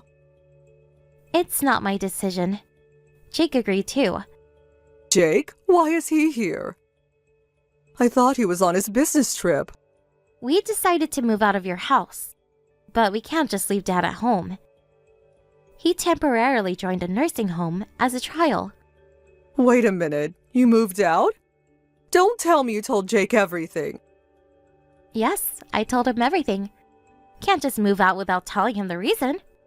Don't be ridiculous. Didn't I tell you, Rita? I told you that I will never forgive you if you told Jake about our conversation. Don't you remember? Yes, I remember you threatening me. I never threatened you. I was just talking to you as your mother-in-law. I thought you knew the consequences of telling Jake, but you still chose to tell him. You'll have to face the consequences. I don't care. Be careful with your language. You're talking to your mother-in-law. Be more respectful. I'm being respectful enough. I'm gonna be honest with you, but threats only work when you're in disadvantage. And in this case, I wasn't in a disadvantage. What do you mean? I knew Jake would be on my side. He is always on my side no matter what. You're the one who's in a disadvantage. Can you stop us from moving out? Do you have the power to do that? You naughty little kid. Can you respect your mother-in-law? I have always been respectful, Mom. I tried to be the ideal wife you all wanted me to be. Then be the ideal daughter-in-law. Just obey my orders. After what happened, I made my decision. I can't bear to live with you any longer. Jake feels the same. Stop being selfish. What are you going to do about my husband? Jake was also worried about his father. We decided to live with you in the first place because we were worried about him. Jake loves his father. I don't think he can ever move out. Are you lying to me about you two moving out? Didn't I tell you this already? Your husband is currently at a nursing home. So what? We're just trying things out, so we don't know how it'll turn out. But if he likes his new home, he'll move in there. Are you trying to kick him out of our house? I will never allow you to make this decision by yourself. I didn't make this decision by myself. Your husband also supported us about moving out. He said he'll move into a nursing home and pay for the fees using his own savings. My husband said that? He stays in bed most of the time. He never seems fully conscious even when he's awake. How is he capable to talk like this? You've never really taken care of him. I was always taking care of him alone. So I guess you don't know what he's capable of doing. He can be fully conscious sometimes. He's perfectly capable to communicate with us when he's conscious. Even if that was true, why would he want to move into a nursing home? We're living with him. We can take care of him after you move out. Why would he want to use all of his savings for this? I guess he doesn't trust his wife nor daughter. He told me about his honest feelings. He was scared to make you and your daughter take care of him. How can he say that? I'm his wife. That doesn't matter. If he cannot trust you, you're no different than a stranger. He's worried to make a stranger, who he can't trust, look after him. I can't believe it. How much does it cost for him to join a nursing home? My daughter doesn't have a job. I'm not exactly sure yet, but I think it'll be pretty expensive. You're asking the professionals to take care of him. I can't pay for that. We've been living on my husband's money. I need his money to make a living. Then how about you find a job? I bet you got plenty of rest, making me do everything around the house after I married Jake. I'm not sure if you have the skill to get a job, but both of you definitely have enough energy to work. Good luck in earning your own money for the very first time.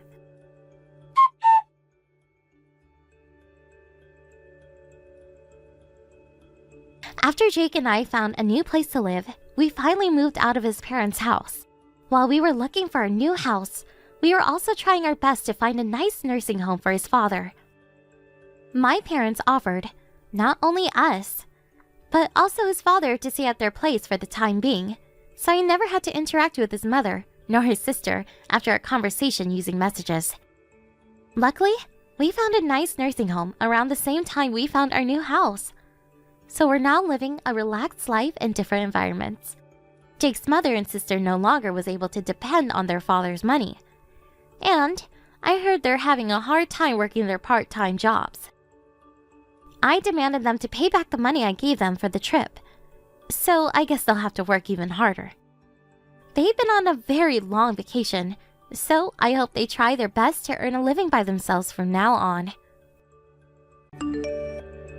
Babies are so cute. They are adorable and innocent.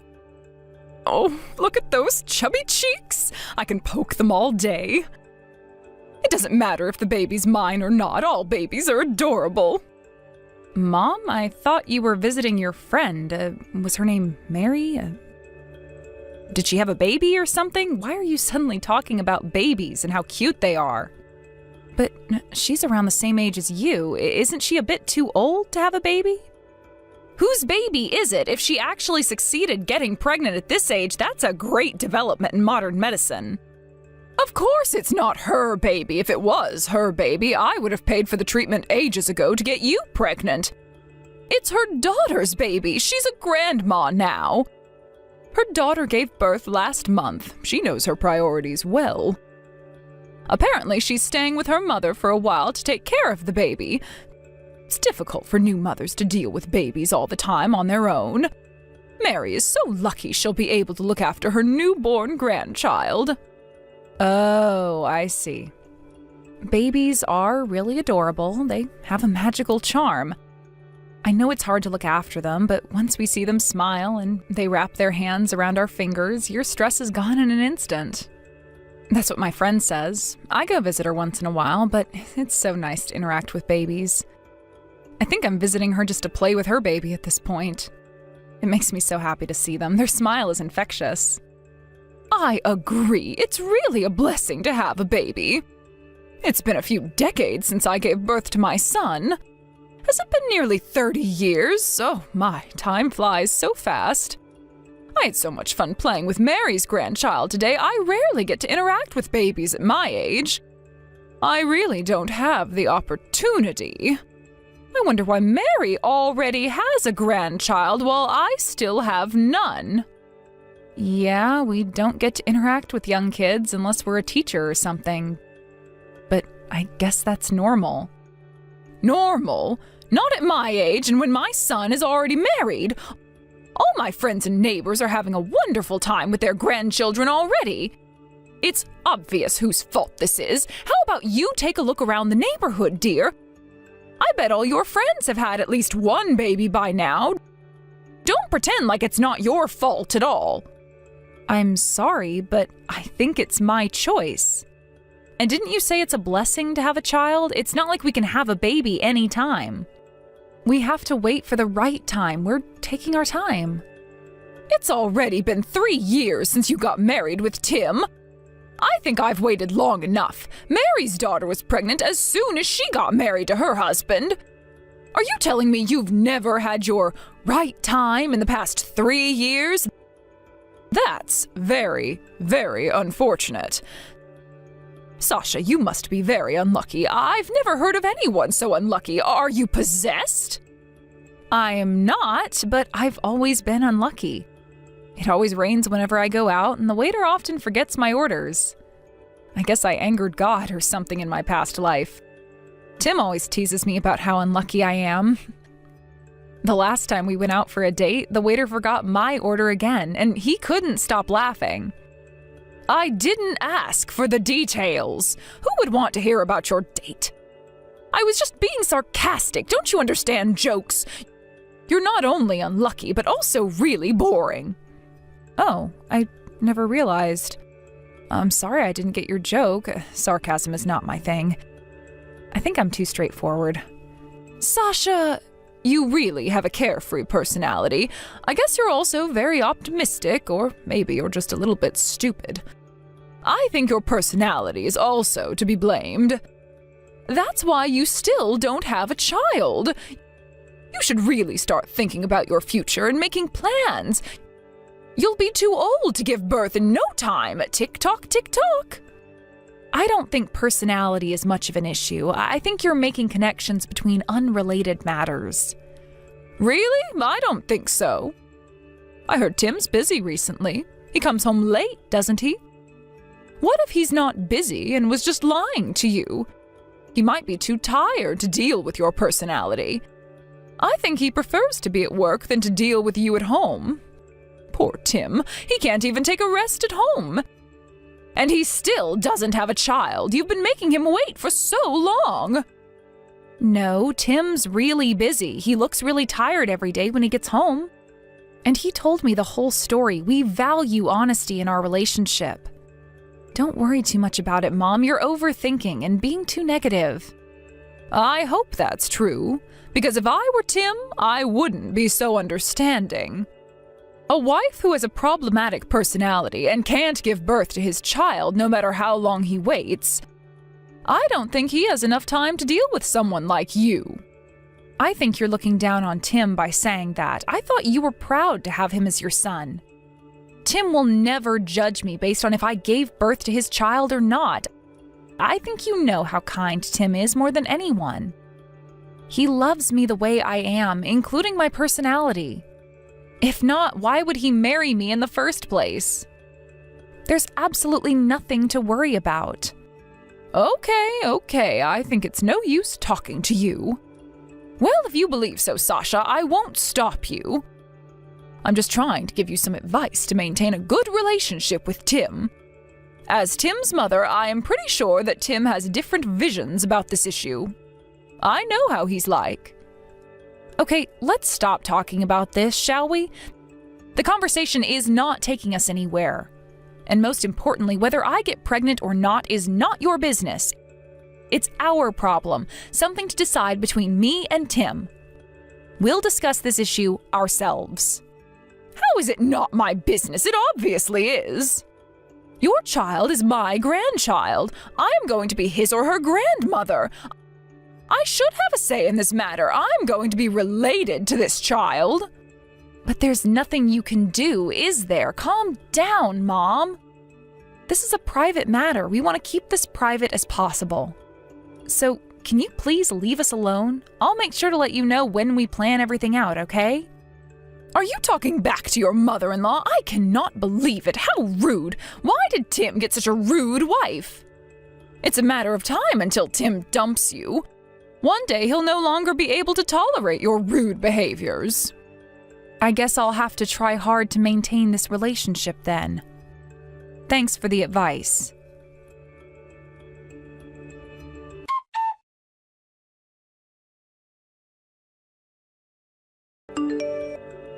Sasha, hello, are you there? Where did you put my favorite tea? I can't find it at the usual spot. It's in the top cabinet. Can you reach it? Be careful when you reach for it. If you need any help, I'll get it for you when I get home. Why would you put it in the top cabinet when you know that I drink it every day? Can't you be more considerate? And why are you not home, Sasha? Have you done all the housework? It's your duty as the in-law to cook, clean, and serve us nice tea whenever we ask you to. If you can't do that, I don't know why I'm living with my son's wife. It's going to stress me out dealing with your problematic attitude. Okay, I'm sorry if I troubled you. Make sure you tell me next time when you're leaving the house. It's rude to leave without a single word, isn't it? I can't believe you can't even do such a simple thing. I guess you're not educated enough. I hope you can be more considerate about your parents-in-law. It's the bare minimum you can do as the daughter-in-law. I'm sorry to tell you this, but I did tell you that I was leaving. Did you forget? You even answered me when I told you so. Huh? Are you trying to say that I forgot? Do you think I'm so old that I won't remember something that's happened just a few hours ago? Are you trying to blame me? How dare you? I didn't say that. We forget sometimes regardless of our age. I just wanted to tell you I did actually tell you before I left. So what? What's your problem? If I don't remember you telling me, that means you haven't told me you were leaving. It doesn't matter if you actually told me or not. What's the point if I don't remember? Understood? That doesn't make any sense. I think that's very selfish of you. Are you talking back to me again? Haven't you learned your lesson? You're really stressing me out. If only Tim hadn't married you, I wouldn't have to deal with you. How about you stop talking back to me and get pregnant with Tim's child? Go and make yourself busy with something else. How much longer are you going to make me wait? I'll probably end my life without meeting my grandchild at this pace. I'm sorry about that. At least you feel sorry, better than nothing. So, why are you not home? Where are you? What are you doing? When are you coming home? I had an appointment with my doctor. I'm still at the hospital, so it's going to take some time. I'll be home by afternoon. Hospital? Are you sick? What, did you catch a cold? You can't even take care of yourself. Well, yeah, it's nothing serious. It's no big deal. I'll be on my way home as soon as possible. It's not a big deal? Okay, then why is it taking you so long? You're taking too much time. Tell me the truth. I know you're lying about your visit to the doctor. How come a single checkup is taking several hours? I'm not lying. I'm visiting a hospital that's far away from home. It's also my first visit, so it's taking more time than usual. I'm being completely honest with you. This is the reason why it's taking long. You visited a hospital far away just because you caught a cold? Nonsense. You have to be lying. I don't believe what you said. I'm telling you, it's the truth. I'm being honest. Okay, whatever. The only thing you're expected to do is housework, yet you're still going out to play, abandoning your responsibilities. You don't even have a child to look after. At least do some housework, Sasha. I'm really disappointed in you. I honestly don't understand why Tim married you. You're the worst wife ever. I am so embarrassed to have a daughter-in-law like you. I am really at the hospital. I'm not lying. If you can't believe me, feel free to ask Tim. He knows that I'm not lying. He should be able to prove it to you, but I do hope you can believe my words, Mom. Tim's a nice boy. He'll always be on your side and lie for you. He's too kind to reveal the truth about his wife playing around. How horrible can you be, Sasha? You're trying to make your husband lie for you. Aren't you embarrassed to do something so horrible? Don't you feel bad for your husband? How many times do I have to tell you I am being honest? Am I not trustworthy? Why aren't you believing my words? You haven't been able to fulfill your role as my son's wife if you can't give birth to his baby. You're the kind of wife all parents despise. How can I trust someone like you, Sasha? You're not enough to be my son's wife. How about you finally accept how worthless you are as Tim's wife and my daughter-in-law?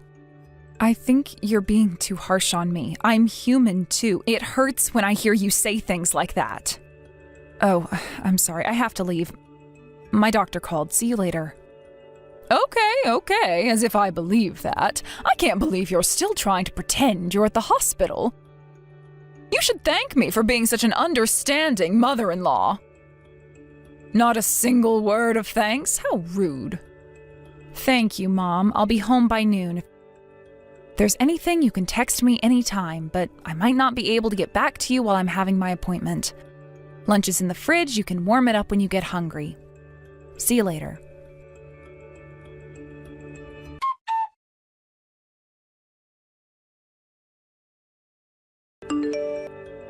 Sasha? I found a piece of paper in the cabinet. I hope you could have told me about it earlier. It had the results from an infertility test. This couldn't be yours, right? Mom, really? Did you enter our bedroom without our permission? You're invading our privacy. I think I kept the results in my bedroom. Why do you have it? That doesn't matter right now. Answer my question, Sasha. Did you take the infertility test? Don't tell me these results are final. You can't be... Oh, you're lying again, right? But your name's on the results sheet. Don't tell me it's yours. It's mine. I'm always telling you the truth, Mom. So, you're infertile? You're unable to get pregnant? Oh my goodness. Oh, this can't be happening to me. You've been lying to me all this time. You said you were waiting for the right time and all that nonsense to me. I wasn't exactly lying. Those results just came back. Why didn't you tell me earlier? Didn't I tell you that your pregnancy is also my problem? Tim told me it was better not to tell you. He thought you would make too much of a big deal out of it. I also thought it might be better not to tell you and make you sad. I know you've always wanted a grandchild, and I didn't want to shatter your hopes. Seriously? Oh my goodness. I can't believe my son married a defective wife. How can he do this to me after I took care of him for all these years? Do you think it's funny? Don't make fun of me. I'm sorry I didn't tell you about my body. It's not something I want to go around telling people. I never meant to lie to you. I was always being truthful to you. Both Tim and I are not going to give up. We can't just do nothing about it. What do you mean? After we found out I was infertile 6 months ago, I've been going under treatment. It's not easy and it's going to take some time, but we believe we'll have a baby one day if we continue working on it. Treatment, yes. How effective can it be? So did anything change? Did you get pregnant? The treatment must be expensive. It has to be effective. Well, I'm still not at the stage where I can be pregnant. It takes time. But the last time I visited the hospital for my regular checkup, the doctor told me the treatment was going very well. It's making some progress, so I'll continue to try my best and wish for a miracle to happen. The doctor told me I might be able to get pregnant in the near future. It's just a possibility, isn't it? How can I believe you? If you're not pregnant right now, there's nothing that's certain. But there's a possibility. Isn't that progress? If there's a possibility to get pregnant, I want to give it a shot. I don't want to give up. I think there's no need to rush. The treatment's going well. Tim also understands my condition, and he's really cooperative. He also believes in me. Please give us some time. I hope you can understand and root for us. Give you some time? How long do you think I've been waiting? First of all, why do I have to wait for a defective wife like you? Are you in the position to give me orders? Did you just call me defective? Why would you say that? You're abominable. It's not normal for women to undergo fertility treatment. Our body is just made to get pregnant, okay? Normal women get pregnant naturally. You don't have to go to the hospital to receive special treatment. If you can't get pregnant in the natural way, you're defective. You're abnormal, and you should be aware of that. That's not something nice to say. Do you think I wanted to be infertile? Do you know how much I wished to be a normal wife? Can you imagine how I felt when I got the results? Why do you sound angry when you're making your family pay for your treatment? We could have saved that money if you were normal. I really feel sorry for Tim, my poor son. He married a defective. He probably never knew you were abnormal. Don't you feel sorry for him, Sasha? How many times do I have to tell you, Mom? Tim understands my condition and is really cooperative. He's always been by my side and encouraging me. He loves me and respects me as his wife no matter my health condition. He is a great husband. Don't you think you're the one who's being disrespectful against Tim? I thought you believed in your son and his choices. Talking as if you know everything about my son. Let me tell you, Tim is too nice to tell you the truth. I know him very well. I bet he doesn't want you as his wife anymore now that he knows you're unable to bear children. How can you be so sure? I'm his mother, real mother. I've been taking care of my precious son for nearly 30 years now. I know everything about him. I guess you'll never understand because you'll never become a mother. What a pity. Sasha, are you still there? You're ignoring me because you don't want to face the truth, aren't you? You'll have to face reality no matter how harsh it is for you. Ignoring the truth would just hurt you more in the future. I'm sorry. I don't know what to say. Well, let's leave it here. I've said everything I wanted to say. Now that I know you can't get pregnant, I have absolutely no interest in you. To be honest, there's no reason to treat you as my daughter-in-law anymore. What's the point being your mother-in-law? What do you mean? You can't be serious. It's already been 3 years since you married Tim. Time really flies. And despite undergoing fertility treatment, you're still not pregnant. You really wasted a lot of time, Sasha. I'm still not pregnant, but we're seeing progress. I don't care. It's over. I've waited long enough. I cannot accept someone who can't get pregnant after 3 years of marriage as my son's wife. Get out of my house right now. I'm going to have Tim marry someone else. Someone who can get pregnant naturally and is considerate about her parents-in-law, unlike you. There are so many other women who are way better than you. What are you saying? Are you serious? Tim would never agree to that. We're in love. Please, give it another thought. You can't do this to us. Didn't I tell you, Sasha? I know Tim very well. Tim will definitely agree. He must feel the same about you. There's nothing you can do or say. This decision is final. Do you understand? Just shut up and pack your things. Okay, if you insist. I will leave the house as you wish, but our relationship will never be the same. We're going to break relations, and we're back to strangers. Is that okay? No second chances. Second chances? I don't need them. I'm glad I won't have to deal with you anymore. We're finally free from a defective wife, a wife who doesn't respect her parents-in-law at all. Our life would be so much better off without you. I bet Tim would thank me for making you leave our house. Sasha, you're a burden to our family. No one loves you. Did you know that? Hopefully that's true, Mom. You may be living in a delusion. Well, I guess I'll head back to my parents' house. Goodbye. If there's anything, contact me through text as usual. I'll reply if it's something important.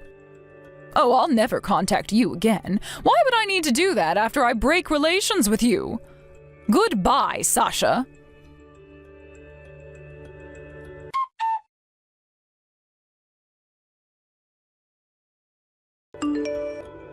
Sasha, what did you tell Tim? He said he'll also break relations with me. I'm his real mother. How could he ever tell me that? You must have told him something and manipulated him, you wicked girl. Excuse me? Don't blame me. I didn't manipulate him. I just told him what happened today, including the conversation I had with you. I had to fill him in with a lot of things. The only thing I did was talk to him like I do every day. I did nothing wrong. That cannot be true. You're lying again. What have you done? If it was really just that, he'll never break relations with me. We've always had a great relationship as son and mother. I know you said horrible things about me and manipulated him into breaking relations with me. How dare you? I am being completely honest. I never lied or manipulated him. But I do understand the reason why he decided to break relations with you. I think it's pretty clear why. What do you mean? What are you two hiding from me? Nothing. I've been telling you this many times already. But it's not important whether I'm able to get pregnant or not. We got married because we're in love. My infertility won't change our love towards each other. Are you trying to tell me that he still loves you even if you're infertile? Sasha, you're being delusional. Don't you understand that Tim was just being kind to you so that he won't hurt your feelings? My son has a very kind heart. Do you think he still loves you? Of course not. Why are you so confident? How can you be so sure that you know everything about Tim? It's because I'm his mother, Sasha. How many times have I been telling you this? I know everything about Tim. How many years do you think I've spent with him? That's how mothers are. I know you have no idea what it's like to be a mother. You have to accept it. That's just how it is. I guess it's really hard for you to understand as a defective wife. You're not a proper wife nor a mother. Yes, I've never given birth like you, and I have no idea what it's like to be a mother. It's all new to me. Like you said, I'm a bit different from what you call a normal wife, but I've been trying to be the best wife for Tim. I am confident that I know Tim better than you. We love each other and share the same values. I'm his wife, and I know him the best. You can't tell me otherwise. Really? You think you know him better than me, his real mother? I've known him for nearly 30 years. Are you looking down on me? Where's your proof? Why can't you be so sure? You're just making assumptions about him. Nothing is certain. You believe Tim has the same ideas as you because he's your son. He's been a different person living a different life. He won't always have the same ideas as you. You're being delusional and trying to believe you know everything about him just because you're his mother. That's why Tim broke relations with you. Turns out you were the one who wasn't facing the harsh reality. Huh? How am I making assumptions? I'm just stating the facts. First of all, Tim isn't desperate about having a baby. Although he hopes to be a father one day, it doesn't have to be now. He says he'll be more than happy if I successfully get pregnant, but he's not in a rush. He prioritizes my health more than anything. He's willing to wait until I get pregnant. Huh? What are you saying? That can't be true. To be honest, it was my ego to try fertility treatment. He never pressured me or anything. I just wanted to try everything I can. Both Tim and I wanted to become a parent one day. How wonderful would it be if I can get pregnant with my husband's baby? I persuaded him, saying that I'll give up if I still can't get pregnant after undergoing the treatment. It's my last hope. We would be overjoyed if I actually succeeded to get pregnant. So are you telling me it was your idea to try out the fertility treatment? Really? Then what about Tim? He really didn't say anything about you getting the treatment? He's definitely very supportive of me. He says it's up to me. Tim told me that I didn't have to worry about the expenses required for the treatment, and he hopes for what's best for me. I was moved when he said he's happy enough just being with me. Even if I can't get pregnant, he'll still love me for the rest of his life and promised to make us the happiest couple on earth. Well, we'll be more than happy if I actually get pregnant. But you're defective. You're not normal. Why would he love you so much? I don't understand. There's much better wives out there in the world. How many women do you think there are? He'll definitely live a happier life if he gets married with a wife who can get pregnant naturally. That's normal and what everyone dreams to do. Isn't that your opinion? You're assuming things about Tim again. That's not what Tim thinks. Tim loves me and I love him. Don't you understand that this is why he broke relations with you? You don't understand him at all. I'm just hoping for the best for my son. I want him to live a happy life. I don't want him to waste his life on a woman like you. I can't believe he chose you over his real mother. He's a really kind boy. He wouldn't have broken relations with me if you didn't manipulate him. Tell me what you did to him. How did you manipulate him, you wicked girl? I just told him what you said to me. The only thing I shared with him is the conversation we had. We want our own child. He wants my child who I gave birth to. He doesn't want a child with someone else. He loves me, and he wants my child. You don't seem to understand that, and said very rude and hurtful things to me. I was shocked when you told me to leave the house. It's natural for Tim to want to break relations with you. You were horrible to me just because I was unable to bear a child. How dare you say that? There's nothing natural about him breaking relations with me. He is my real son. I've been taking care of him for all these years. I love him and have cherished him for all my life. How come you come along so suddenly and take him away from me? How can a defective wife ever steal my son from me? I'll never forgive you, Sasha. I won't accept this. You are indeed Tim's real mother, and I know you've taken great care of him as your beloved son. I am thankful that you gave birth to him, and so is he. Thanks to you, we are able to meet and get married. I'll always be thankful to you. That's right. You should thank me more. I'm his mother, and nothing can change that. We have a strong bond, okay? But that's just it. You're just his mother. You have no control over him. It's his own life.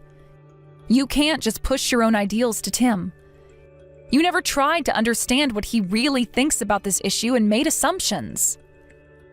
He's a different person with a different life.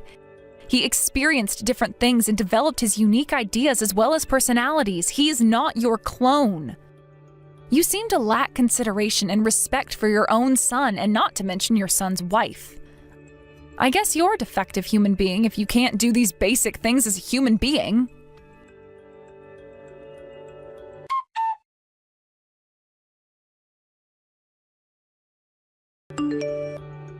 My husband was furious about how horribly his mother treated me. He decided to break relations with her without a second thought and moved in with me at my parents' house.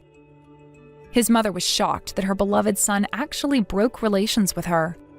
She now lives alone at her house where we used to live with her. She'll have to suffer from the loneliness for the rest of her life. After a few months passed since we broke relations with her, I was successfully able to get pregnant.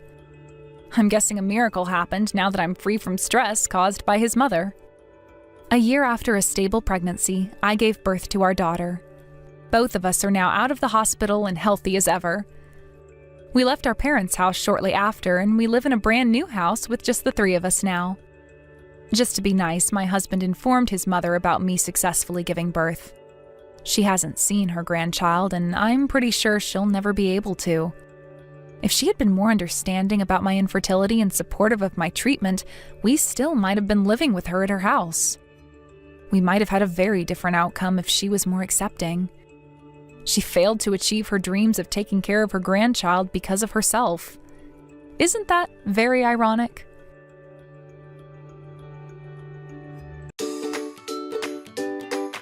Thank you for watching. Don't forget to hit the like button and subscribe to the channel.